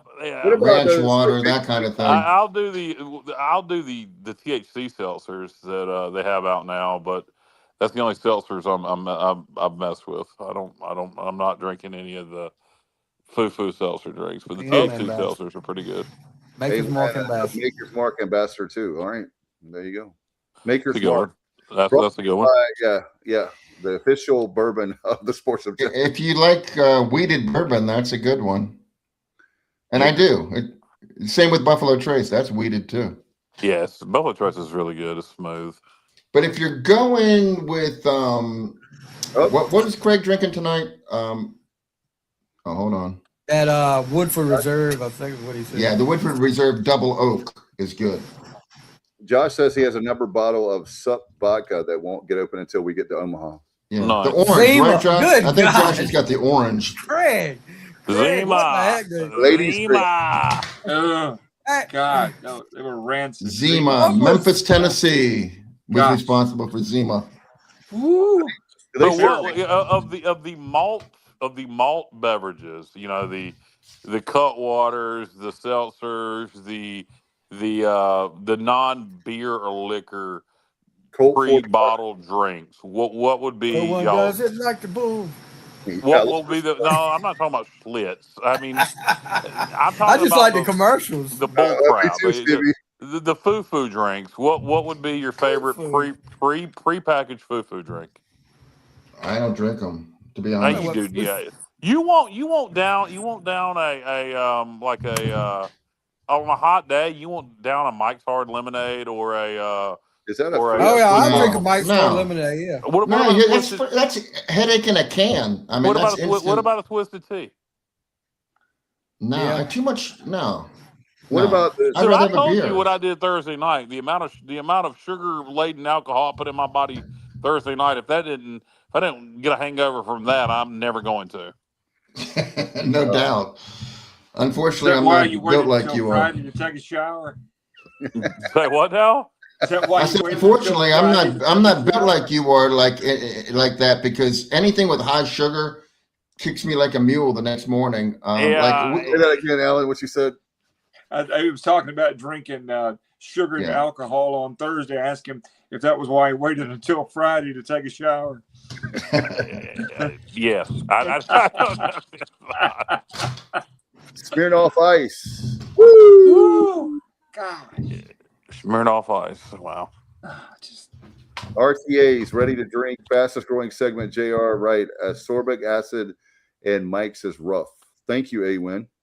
I've never had a Mike's lemonade. None of it, like, for whatever reason. Now, I have a hernia, and it will bother me. All right, so I'll tell you guys, I won't go into detail with the amount I drank Thursday night when we went out, but. How many? Who asked that? I did, Dave. Okay. If you want the lineup, this is what I did Thursday night. You had Ripple, didn't you, Kyle? Sham Pipple. I'm No, coming to join you, Elizabeth. I had 3 beers. Each beer had with a shot of tequila. And then we left the Mexican restaurant and we started hitting up the bars. I was drinking Jack and Cokes. I drank 3 Jack and Cokes. Then I switched to liquid marijuanas, which is a mixed drink very similar to a Long Island iced tea. And I had 3 of those. So yeah, it was a good amount of liquor. And surprisingly, I wake up Friday morning. I didn't. The only problem I have a hernia that I'm going to have surgery on, so I had a tore up stomach from that. But in terms of like headache, vomiting, none of that. For whatever reason, I got a pretty high tolerance. Wow. Well, I wouldn't wake up for a week. Hey, y'all remember that drink? We got to go to winter. He got professionals like JR, who he doesn't even go into what he drinks. He's just. Y'all remember that drink back in the 80s? I was ignoring that. Hey, no. I'm not ignoring. Occasionally I got to let the dog out. I just came back. What did I miss? Ooh, let the dog out. I said I gave my lineup. I said somebody like JR is a professional drinker, doesn't even give their lineup. But. Oh, no. Well, my lineup is don't do what you did the other night. I don't know if you repeated it like you did to me, but you mix like everything. You mix beer, tequila, bourbon, and whatever the hell is in a liquid marijuana. Yeah, whatever the hell is in there. Who knows? A lot of different things. It's kind of like Long Island. No, I don't go that way. Speaking of things you don't mix, I think I mentioned this before, draft beer and antibiotics. You did. Oh, whoa. You did. Whoa. Actually, Alan, antibiotics and any type of alcohol would probably be a bad combo. Yeah. And I really did not know that. Seriously, yeah. I was draft beer is probably your best choice. Yeah. So light. That's right, Johnny. I hadn't thought about that. Yeah. Man, good stuff. Stevie. Y'all remember that drink back in the 80s? Josh, don't let that stop. Josh, by the way, don't let that stop you just because you don't like her. That drink back in the 80s they called Cisco. Yeah. Oh my gosh! I never drank it, but I saw somebody drink it. They said it was like cough syrup. I've had it one time. I had it one time when I was about 20. But they were you know what I can't. Yeah, you know what I can't stand, and I haven't had it in years. I don't know if anybody likes it. I can see JR maybe saying he likes it. He's either going to like it or hate it. Jaeger. No, I'm not a Jaeger guy. No, okay. No. Been a long time. Jaeger bombs.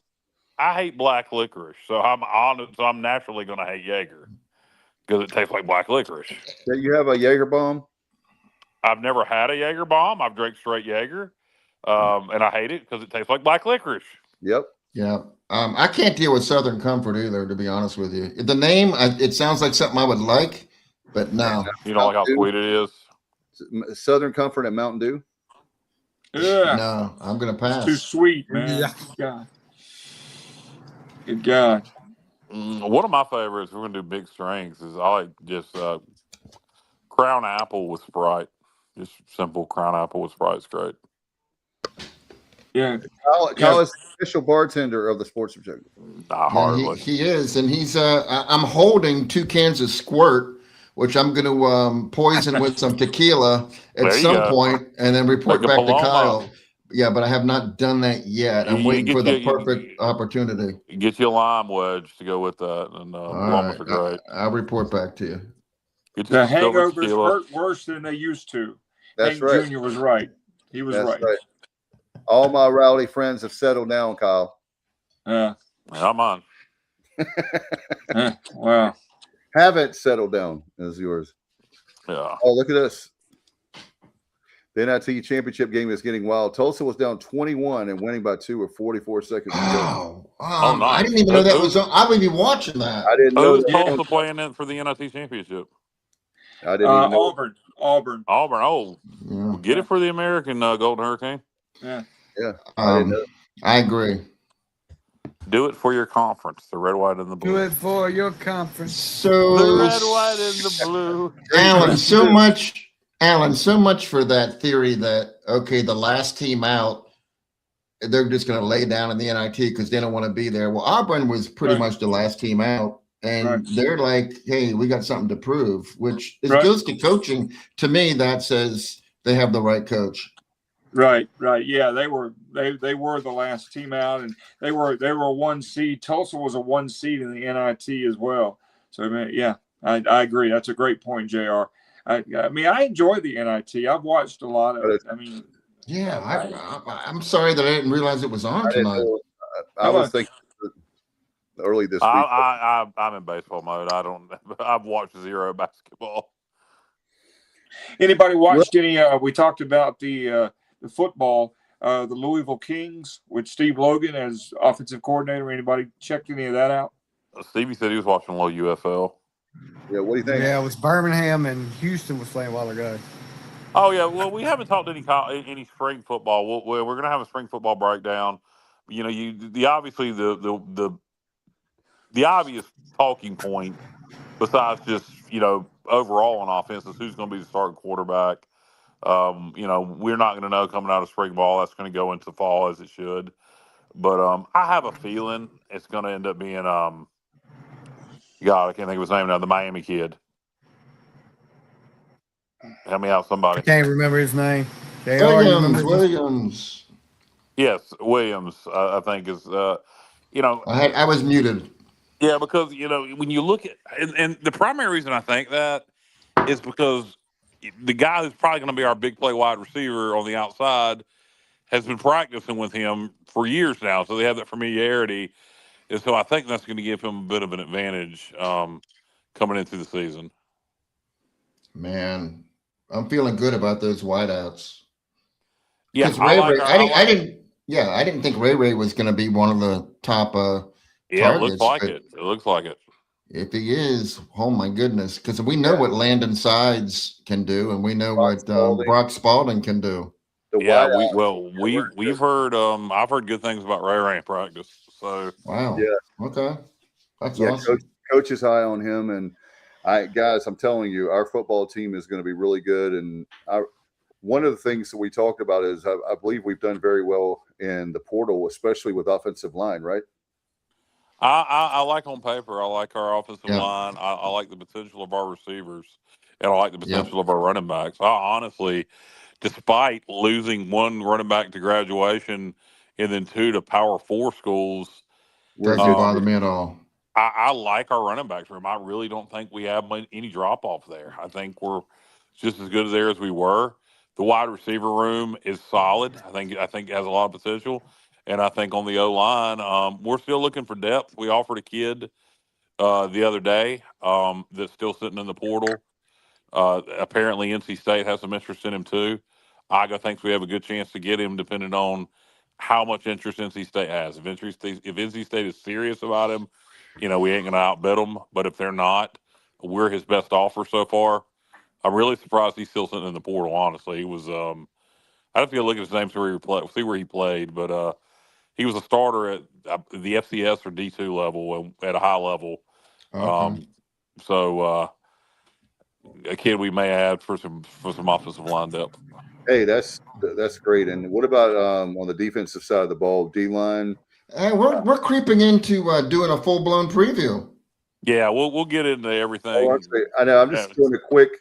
This is not a whole preview. D-line, Coach really believes in the players he develops, and we're kind of where we were last year, where besides Carr and a couple of other guys, the D line's kind of unknown. But I trust this coaching staff with D line development. I think we'll be fine. Overtime in the NIT. So I trust that the defensive linemen won't be playing with any handguns during the off season either. Well, if they do, as long as it turned out like it did last time, we'll be all right. Oh wow! Tulsa had a 5-second violation. I guess they couldn't get the ball, and wow.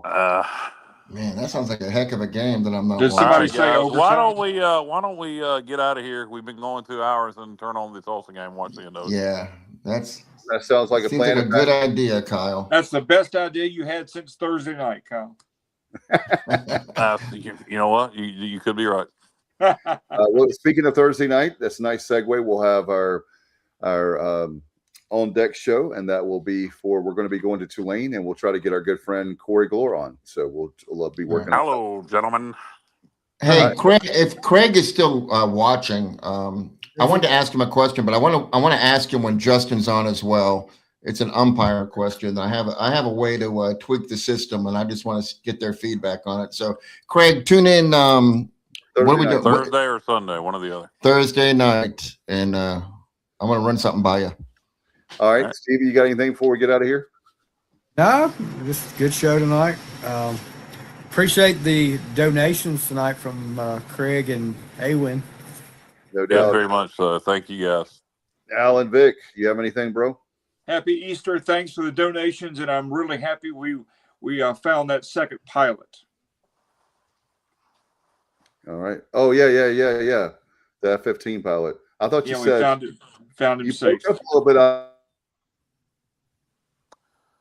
I didn't know where you were going. I didn't know. I wanted to mention the pilot before we left. That was. Yeah. Oh yeah, that was big. That was big. Yeah. No doubt. Yep. All right, Kyle, you got anything, bro? I'll just quote our president and say praise Allah. All right, Johnny. No. All right. See y'all on Thursday. Well, looking forward to it. My only thing I'm going to say, War Davis. Good night, everybody, and go Pirates. Dang it! That's the.